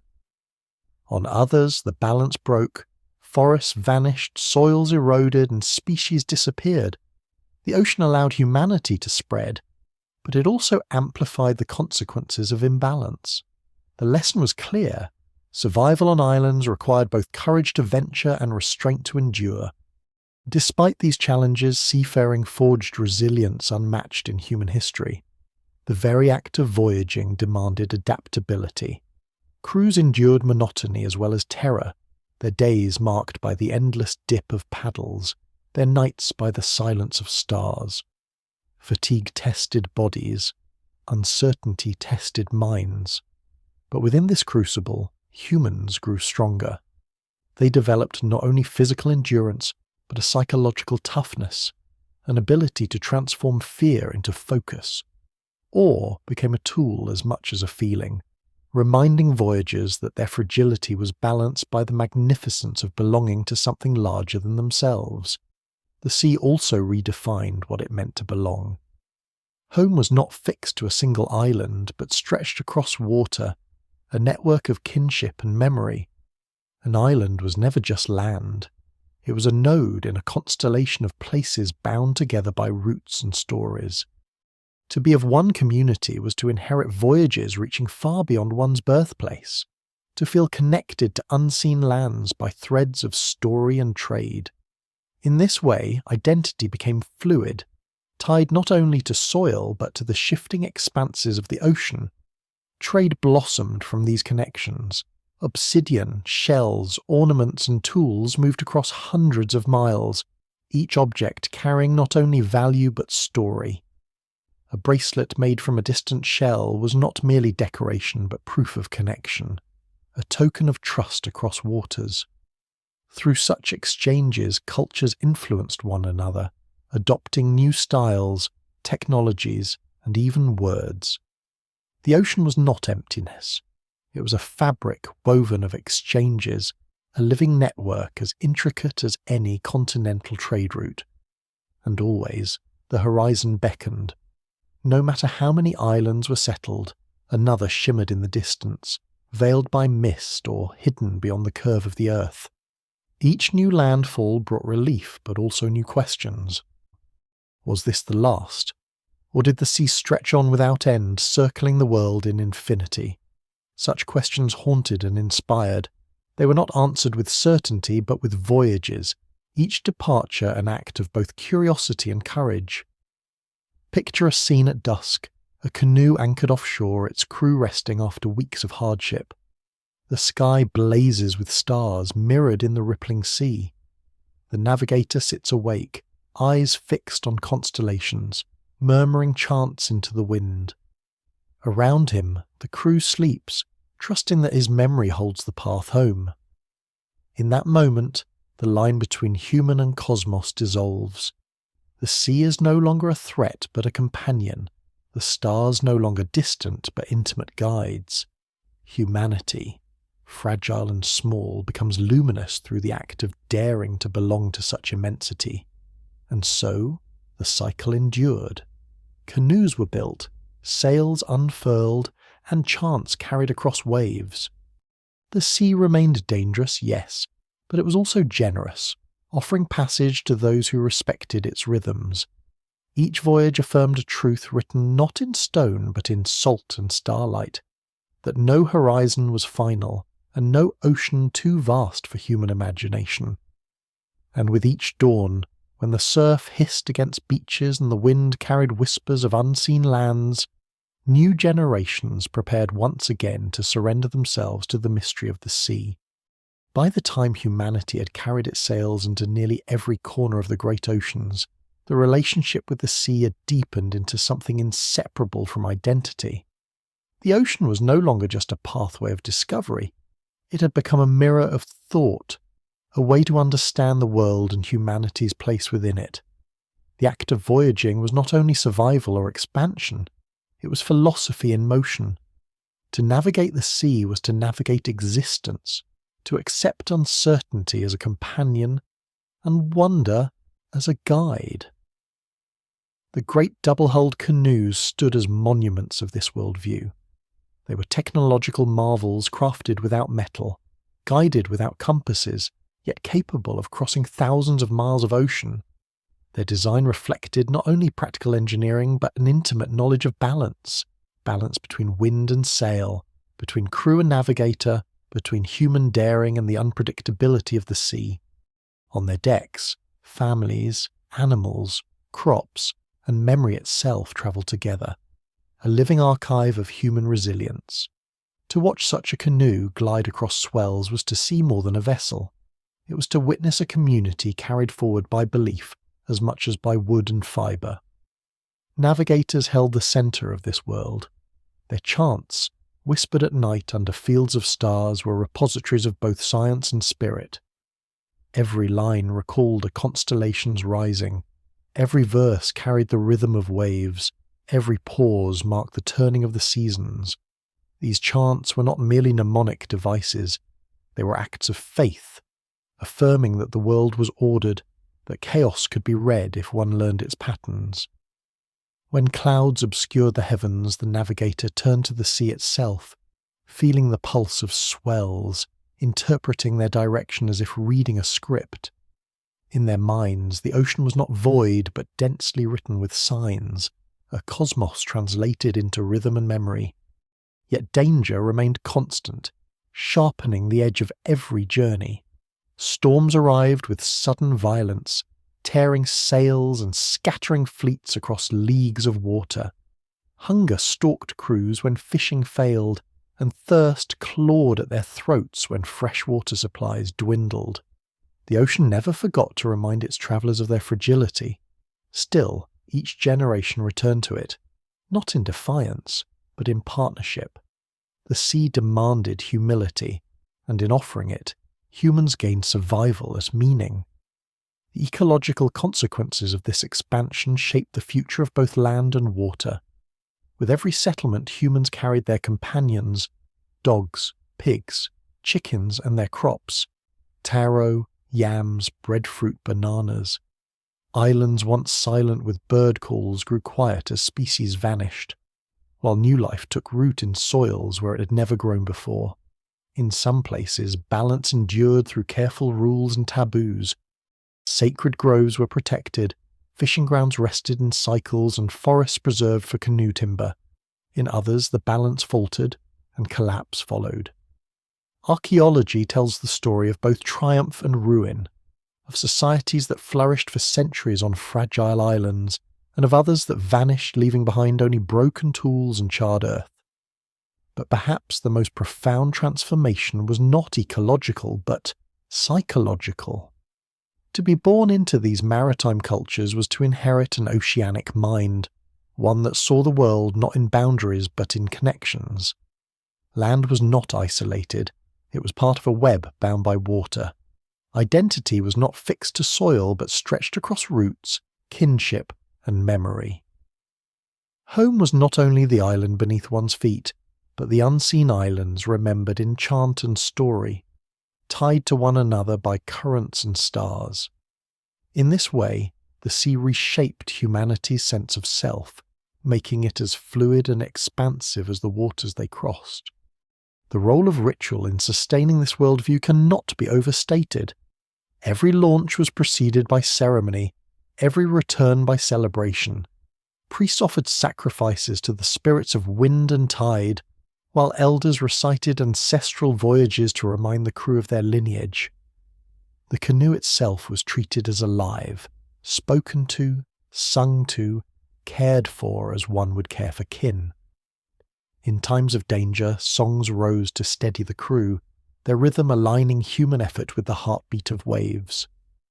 Ritual transformed fear into focus, uncertainty into purpose, giving voyagers the strength to endure. Trade expanded alongside these voyages, weaving the Pacific and Indian Oceans into networks as complex as any continental empires. Pottery styles shifted as designs travelled between islands. Ornaments made of shells from distant reefs were treasured as tokens of connection. Words and ideas moved with goods, leaving their mark in languages that blended influences from across seas. These exchanges did not erase local cultures but enriched them, layering diversity upon diversity. The ocean was not emptiness but abundance, a space filled with relationships, exchanges, and stories. And still, the horizon refused to surrender its mystery. Even as thousands of islands were charted in memory and song, the ocean stretched on, endless and unknowable. What lay beyond the last known route?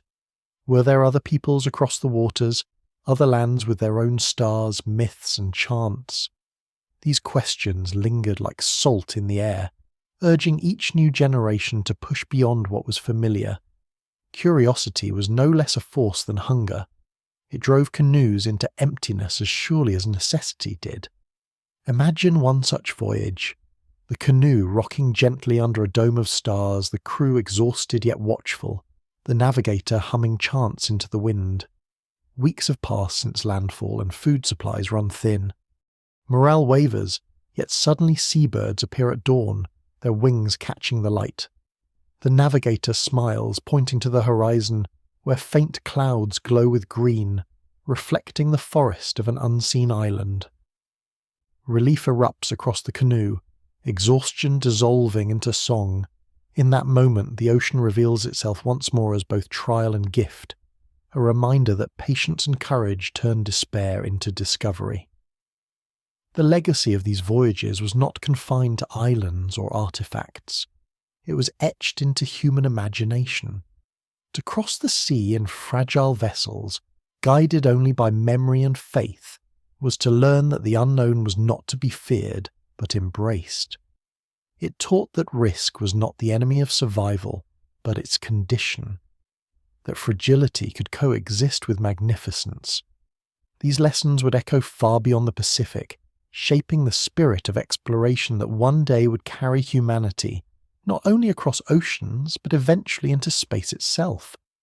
For now, however, the horizon remained oceanic, not cosmic. Stars gleamed above, whales sang below, and the sea rolled endlessly outward. Each dawn found canoes sliding into surf, sails rising like wings, chants filling the air.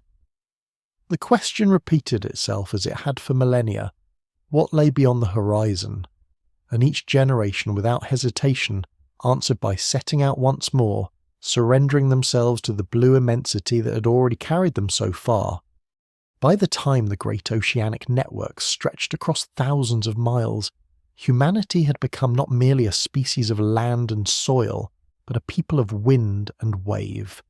The sea had entered their myths, their songs, their architecture, their very sense of self.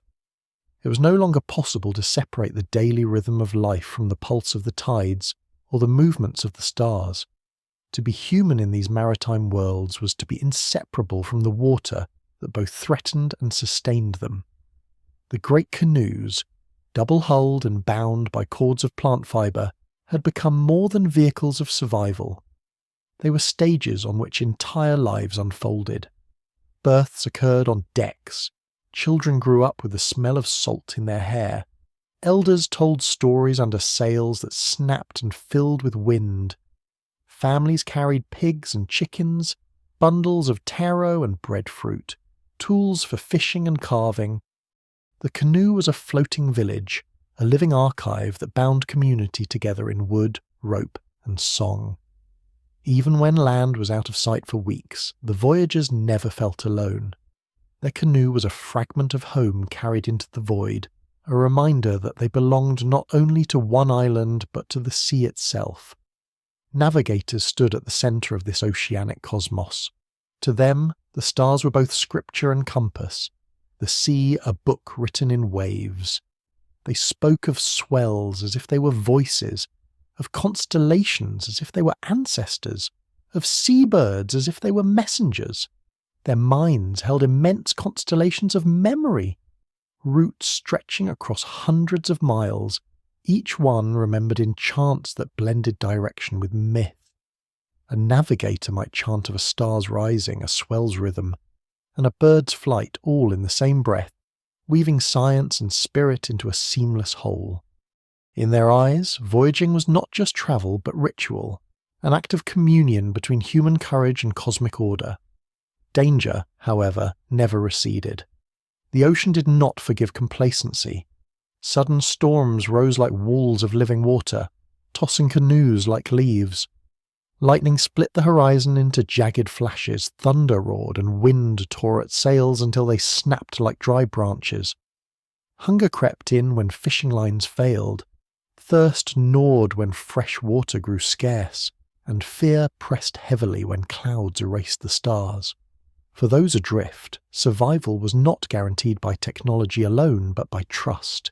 In the navigator, in the ancestors, in the fragile partnership with the sea. Every voyage was an argument against despair, an affirmation that humanity could endure even in the face of overwhelming uncertainty. On land, the consequences of voyaging were equally profound. Islands once isolated for millennia became linked in webs of trade, kinship, and story. A piece of obsidian could travel hundreds of miles, pass from hand to hand until it became more than stone. It became a testament to belonging in a larger human tapestry. A shell bracelet from a distant reef was a symbol of trust, a physical reminder that the ocean was not emptiness but connection. Pottery design shifted as artisans incorporated styles from afar, proving that the sea was not only a path of survival, but a path of imagination. But balance was always fragile. Forests fell quickly under the demand for canoe timber, and birds evolved without predators vanished when hunters arrived with dogs and spears. On some islands, collapse followed swiftly. Soils eroded, resources dwindled, and people were forced to move again. The ocean was both the solution and the problem, offering new lands even as it revealed the costs of overuse. Stories grew around these collapses, myths of angered gods, of punished pride, of worlds swallowed by waves.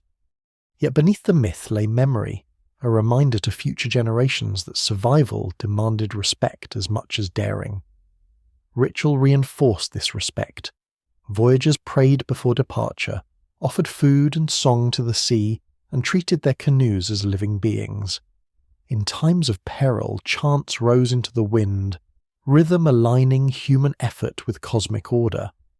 Ritual was not superstition but structure, a scaffolding for courage. It gave meaning to hardship, steadied the crew, and turned fear into focus.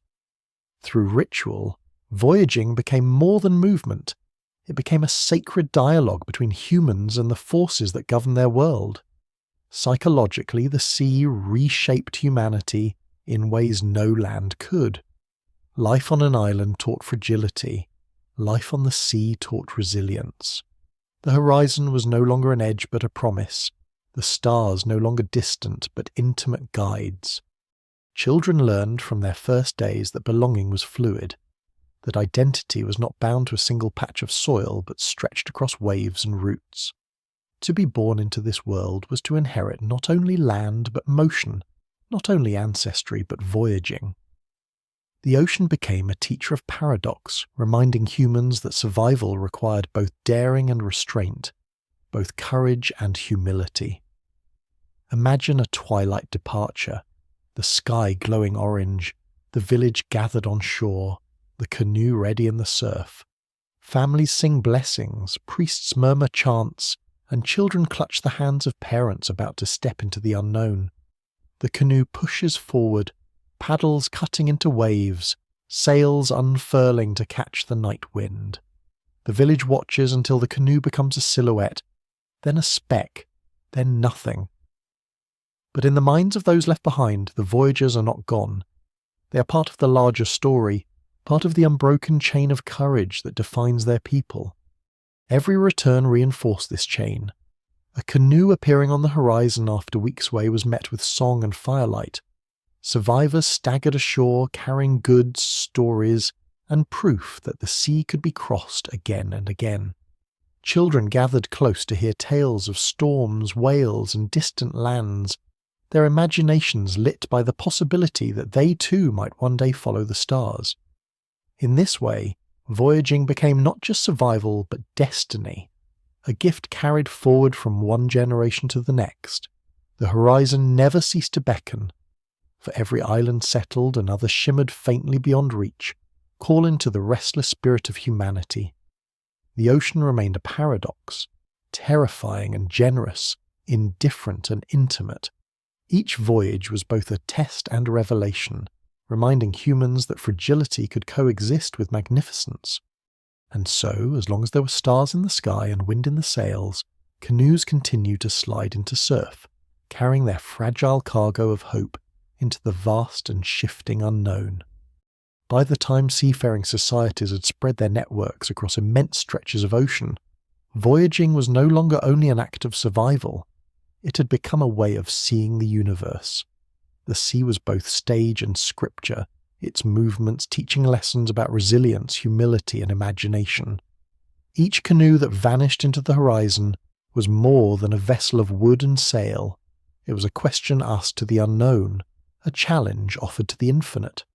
And with each safe return, the answer was written into memory, binding people ever more deeply to the waters that defined them. The canoes themselves stood as emblems of this philosophy.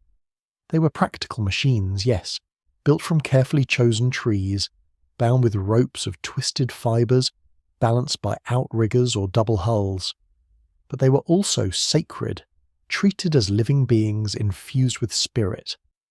Before a tree was cut, chants were sung to honour its life. When the canoe was assembled, ceremonies blessed it as if it were a child being welcomed into the world. Once launched, it was tended with devotion, repaired with patience, and spoken to as a companion. In this way, the canoe was more than transport.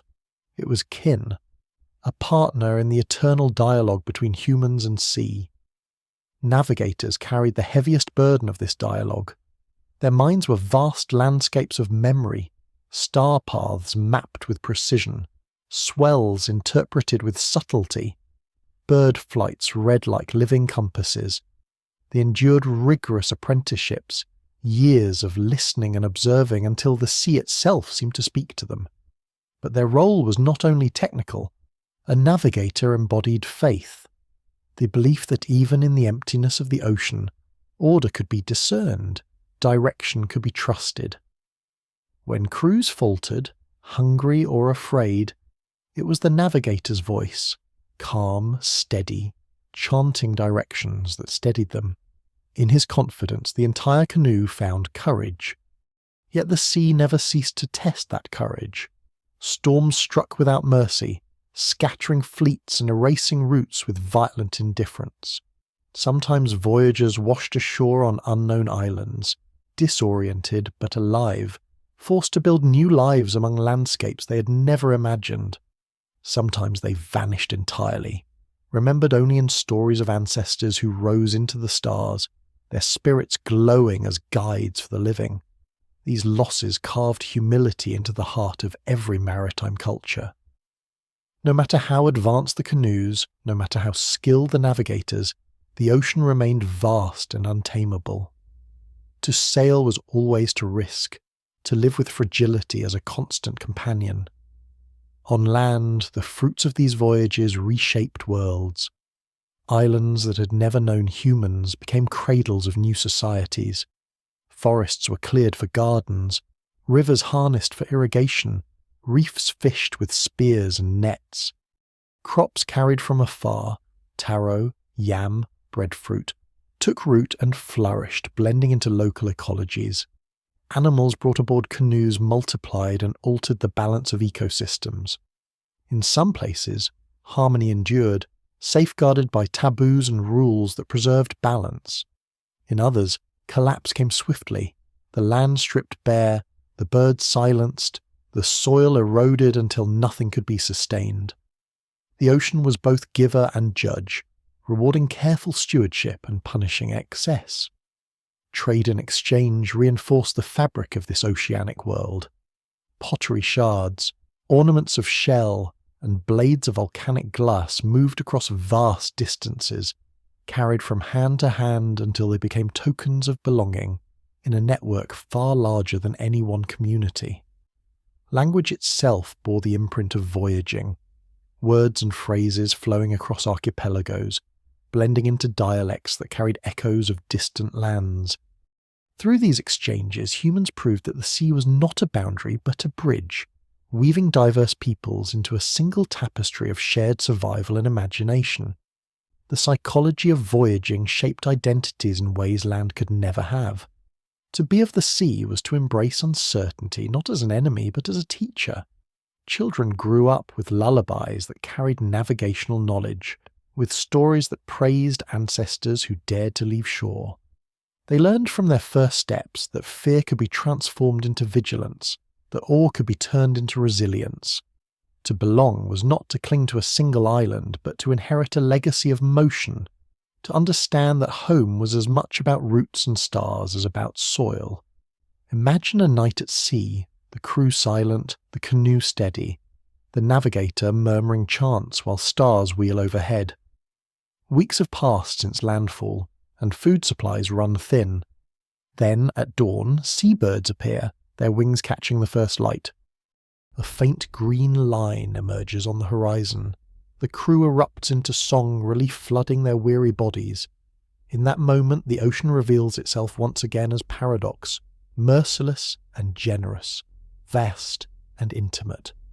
Survival is never guaranteed, yet discovery always beckons. Every return from such a voyage became a festival of survival. Villages erupted with firelight and chants, welcoming canoes back as if they carried not only goods, but proof of endurance.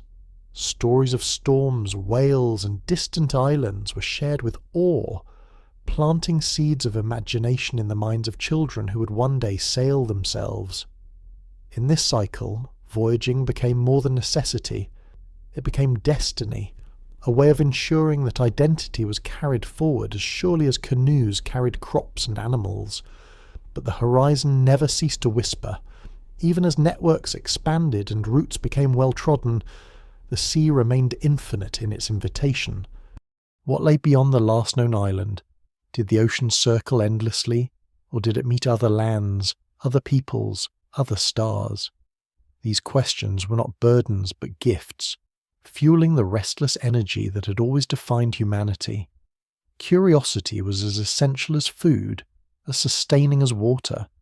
The sea offered not only sustenance but mystery, and mystery itself became a reason to voyage. And so, generation after generation, the cycle endured.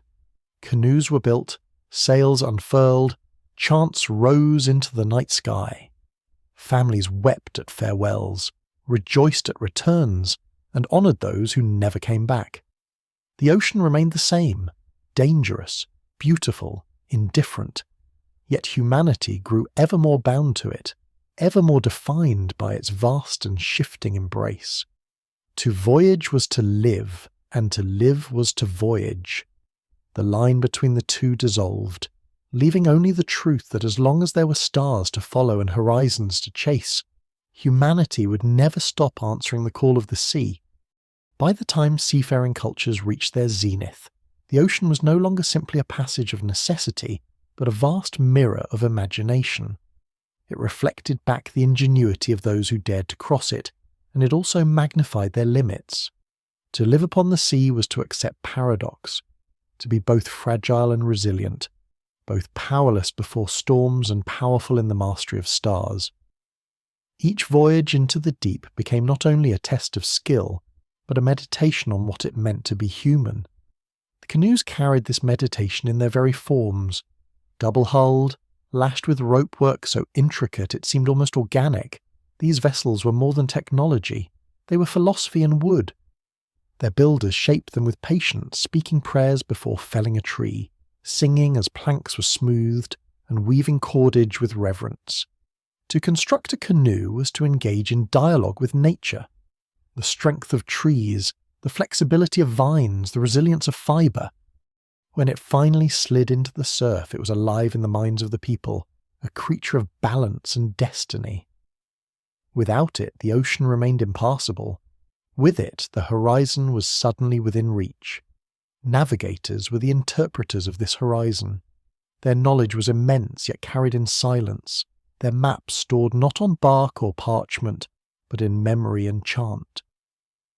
The night sky was their scripture, each star a verse, each constellation a chapter. They memorized the exact points where stars rose and set along the horizon, creating a compass more accurate than any instrument could provide.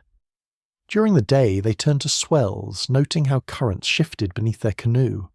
They read the movements of birds at dawn, the shapes of clouds at sunset, the subtle tint of water against the hull. Nothing was dismissed as trivial, for at sea every detail could be the difference between life and death. But the ocean remained an uncompromising teacher. Storms tore sails apart, scattering fleets and erasing routes with their violence. Currents carried voyagers far from intended landfalls, sometimes to new islands, sometimes into silence. Each journey was a gamble, every departure a risk, and yet they sailed. Not only because they had to, but because the horizon whispered. It whispered of resources, of distant kin, of mysteries waiting to be unveiled. Hunger and need might begin a voyage, but wonder carried it forward. When voyages succeeded, islands were transformed. Gardens blossomed with taro, breadfruit and yam.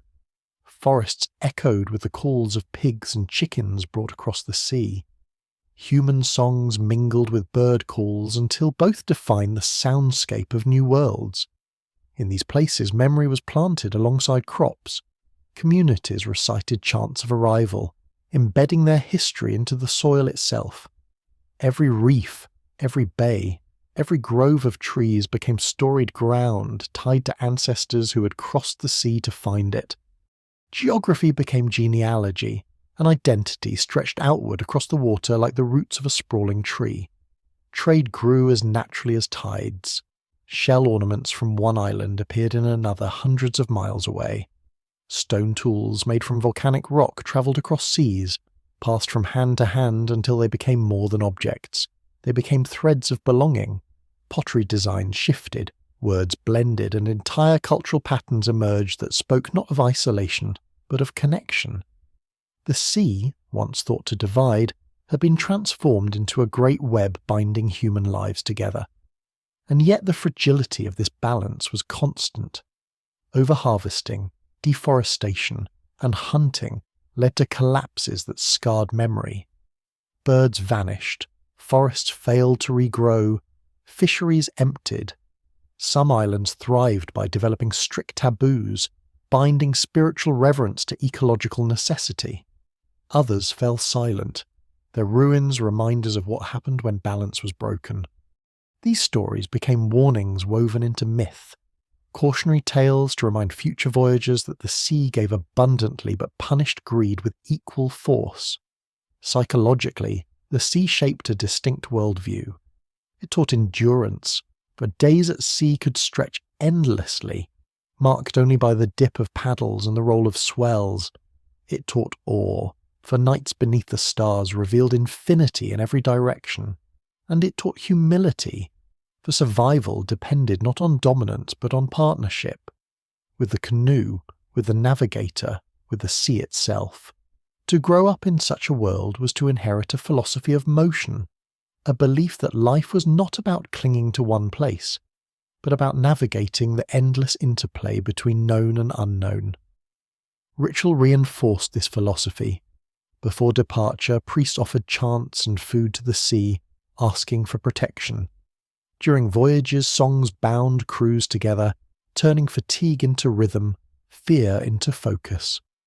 At landfall, ceremonies welcomed voyagers back, reminding the community that survival was never guaranteed, always earned. Through ritual, voyaging was framed not merely as movement but as sacred act, aligning human effort with the larger patterns of cosmos and ocean. Picture a dawn at sea, the canoe steady, sails taut with wind, the crew weary but alert. The navigator sits at the stern, eyes fixed on the horizon, humming chants beneath his breath. Suddenly, seabirds appear, their wings catching the pale light. Clouds glow faintly green above the horizon, reflecting unseen forests. A shout rises from the crew, joy piercing through exhaustion. They know land is near. In that moment, the ocean is no longer a void but a bridge, no longer an adversary but a partner.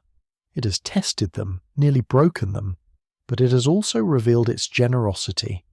Every return from such voyages was met with firelight and celebration. Families wept, children clung to parents, elders gave thanks to gods and ancestors.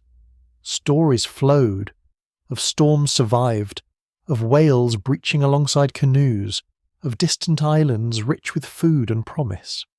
These tales did more than entertain. They carried knowledge forward, ensuring that memory was never lost.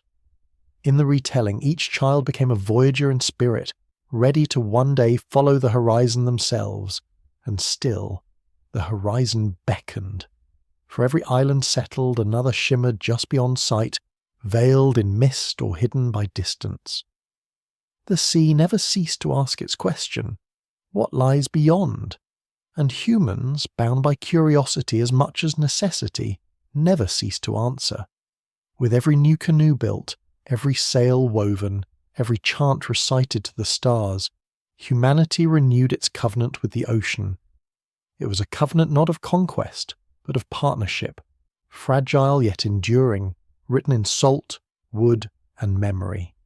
By the time the networks of voyaging stretched like invisible threads across the oceans, the sea had ceased to be a frontier and instead became a foundation. It was the element through which survival flowed, the medium of exchange, the space in which imagination found its vastest canvas. To live in these cultures was to live not in defiance of the ocean, but in dialogue with it, every journey an ongoing conversation between human will and the pulse of wind and wave. The canoe was still the vessel of this conversation, but by now it carried more than crops and animals. It carried the full weight of cultural continuity. Every voyage bore not only goods but rituals, stories, and kinship ties. Marriage alliances were sealed across seas, festivals echoed from one island to another, and shared myths stitched distant peoples into a common world. A canoe gliding out of sight was not just a cluster of wood and sail, it was a thread being pulled through the loom of the ocean, weaving connections that bound archipelagos together. At the heart of this web stood the navigators. Their role had become so essential that they were often revered as semi-sacred figures, their knowledge treated as both science and mystery. They did not simply remember the stars, they embodied them.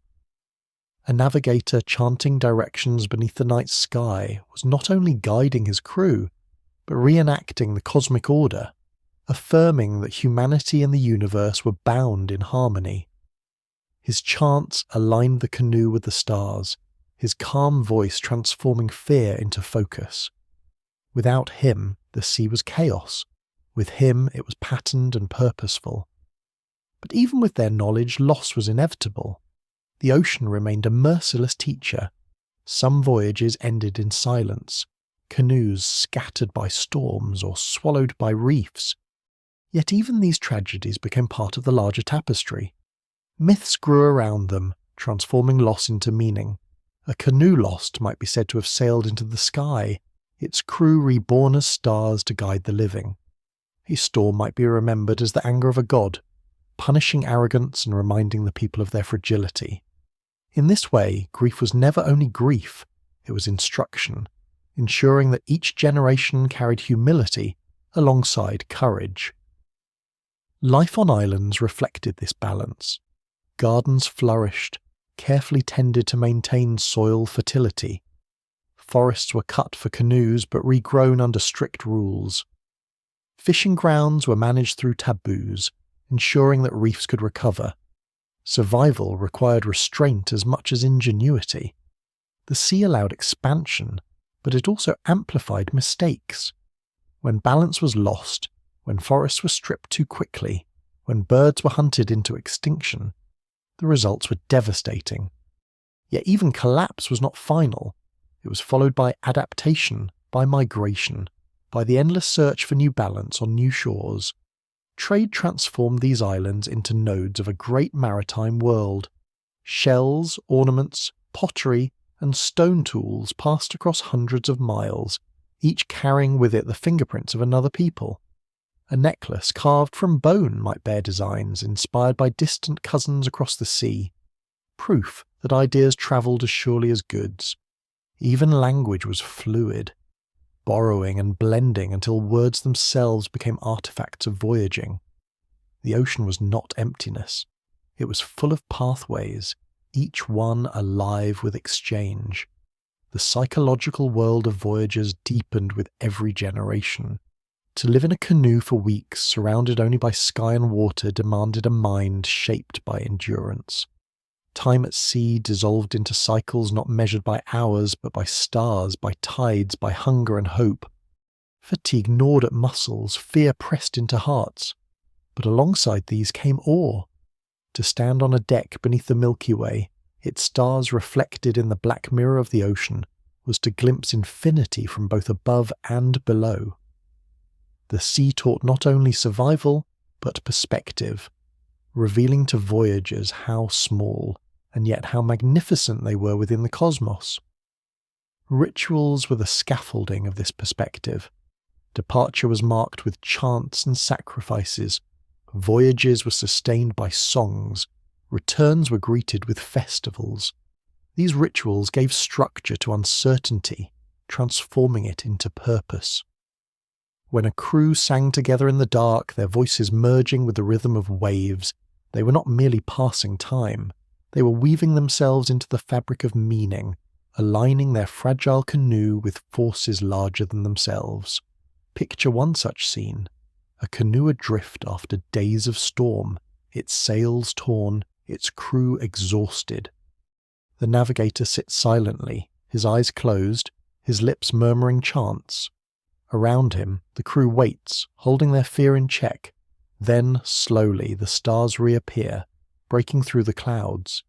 He raises his hand, pointing toward the horizon, and the canoe shifts course. Hours later, seabirds appear in the dawn sky, their wings shimmering in light. Land is near.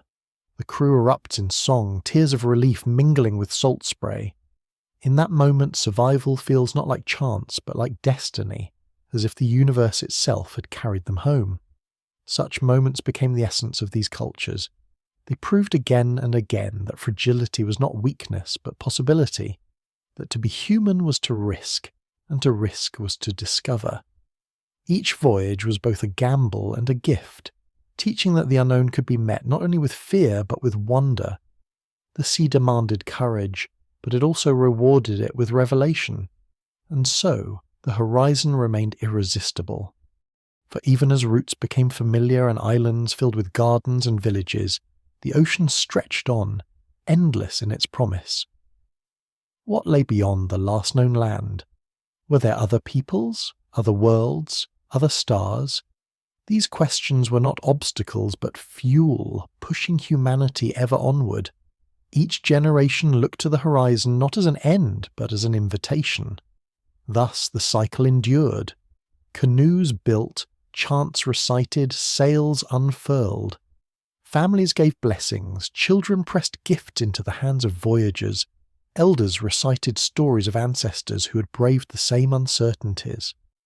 The sea roared its indifference, the stars burned their guidance, and humans, small and fragile yet unyielding, answered once more. They set their canoes into the surf, trusting wood, rope, and memory to carry them into the immensity of blue.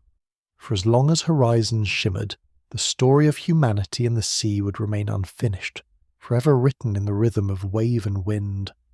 By the time the last great migrations drew their paths across the wide oceans, humanity had become inseparable from the sea. The ocean was no longer only a challenge to be endured, but a presence woven into every aspect of life, spiritual, practical, and philosophical. To sail was to affirm belonging, to leave was to embrace destiny, and to return was to prove that fragility could be transformed into strength. The final chapters of these great voyages were not endings but openings, doorways into new landscapes of human possibility. The canoes that carried these people were more than wood lashed together. They were memory given form. Every hull was shaped by ancestral knowledge, every rope twined by hands repeating gestures perfected over centuries. Each vessel embodied continuity, a tangible link between generations. Families launched them with ceremony, speaking blessings to the sea, offering food and song to the gods of wave and wind. The canoe was a bridge between realms, carrying humans into the unknown while binding them to the familiar. Its creaking timbers and billowing sails were the heartbeat of a culture that had learned to move with the tides rather than against them. Navigators remained the soul of these voyages.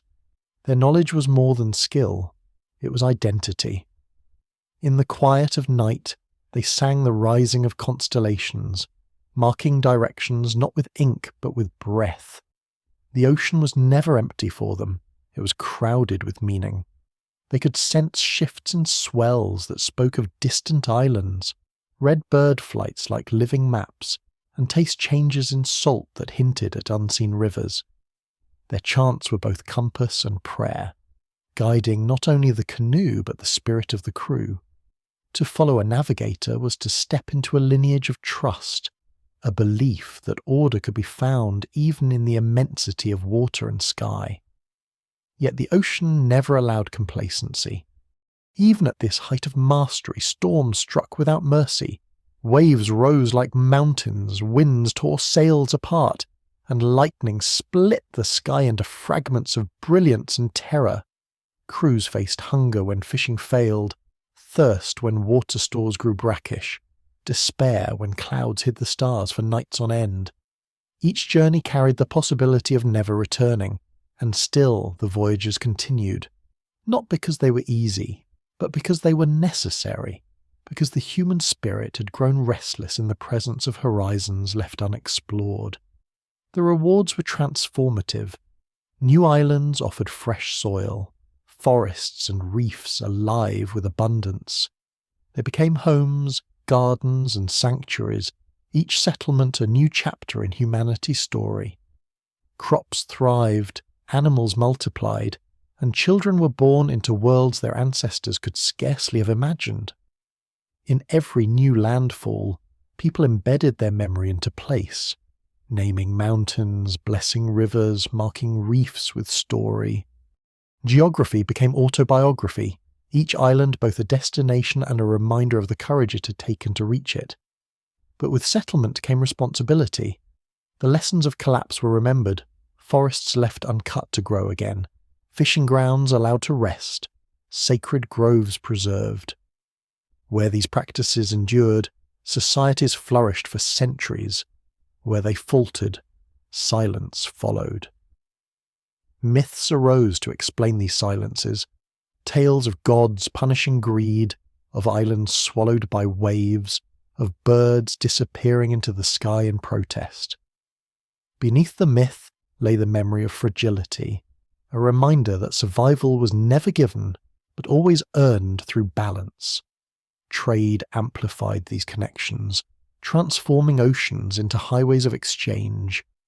A shell ornament from one island could travel hundreds of miles, carried through hands and generations until it became more than decoration. It became a story of belonging. Pottery styles spread, stone tools moved across seas, and words borrowed from distant languages found their way into new tongues. The ocean became less a void, and more a living fabric, stitched together by canoes, stars, and memory. Psychologically, these voyages shaped an understanding of humanity that endures even now. To be of the sea was to see identity not as fixed, but as fluid, not as rooted in one shore, but as stretched across routes, stars, and stories. It was to accept fragility, not as weakness, but as possibility, the condition that allowed wonder, awe, and resilience to flourish.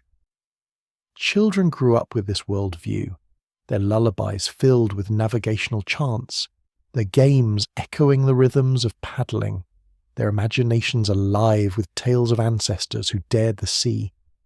Picture a final voyage, a fleet of canoes gathered on the beach at dawn, their sails ready, their decks loaded with food, animals, and memory. The village gathers, voices rising in song. Priests offer chants to the ocean, asking for safe passage, while elders whisper blessings into the ears of children who will cross into the unknown. The canoes slide into the surf, their hulls cutting through waves, their sails catching the morning wind. The village watches until they vanish into the horizon, and in that vanishing lies the essence of humanity itself, the willingness to risk everything for the promise of something more. These final journeys were not conclusions but beginnings. They carried humanity into every corner of the habitable world, transforming oceans from barriers into bridges. They left behind not only settlements, but philosophies, ways of seeing the world that valued courage, balance, and curiosity. To live with the ocean was to accept uncertainty, to embrace mystery, to believe that the unknown was not a threat but an invitation. This belief shaped not only the ancient voyages, but the future of exploration itself. For in these voyages lay the seed of something greater. The same spirit that dared to trust stars and swells in fragile canoes would, millennia later, look to the sky not for navigation, but for new worlds. The same courage that faced storms at sea would face the void of space. The same imagination that saw islands before they were visible would dream of planets before they were reachable. The ocean was humanity's first cosmos, the place where fragility and wonder met, where courage was born, where the unknown became destiny. And so the story of the first humans who conquered the oceans does not end with their landfalls. It continues, echoing in every exploration that followed, in every horizon still pursued. The sea remains vast, mysterious, and merciless, but it is also eternal in its generosity. It gave humanity its first lesson in daring, its first taste of infinity, its first proof that no boundary is final. And as long as the horizon glimmers, whether of sea or sky, humans will rise to meet it, carrying forward the same fragile courage that once set canoes adrift into the endless blue.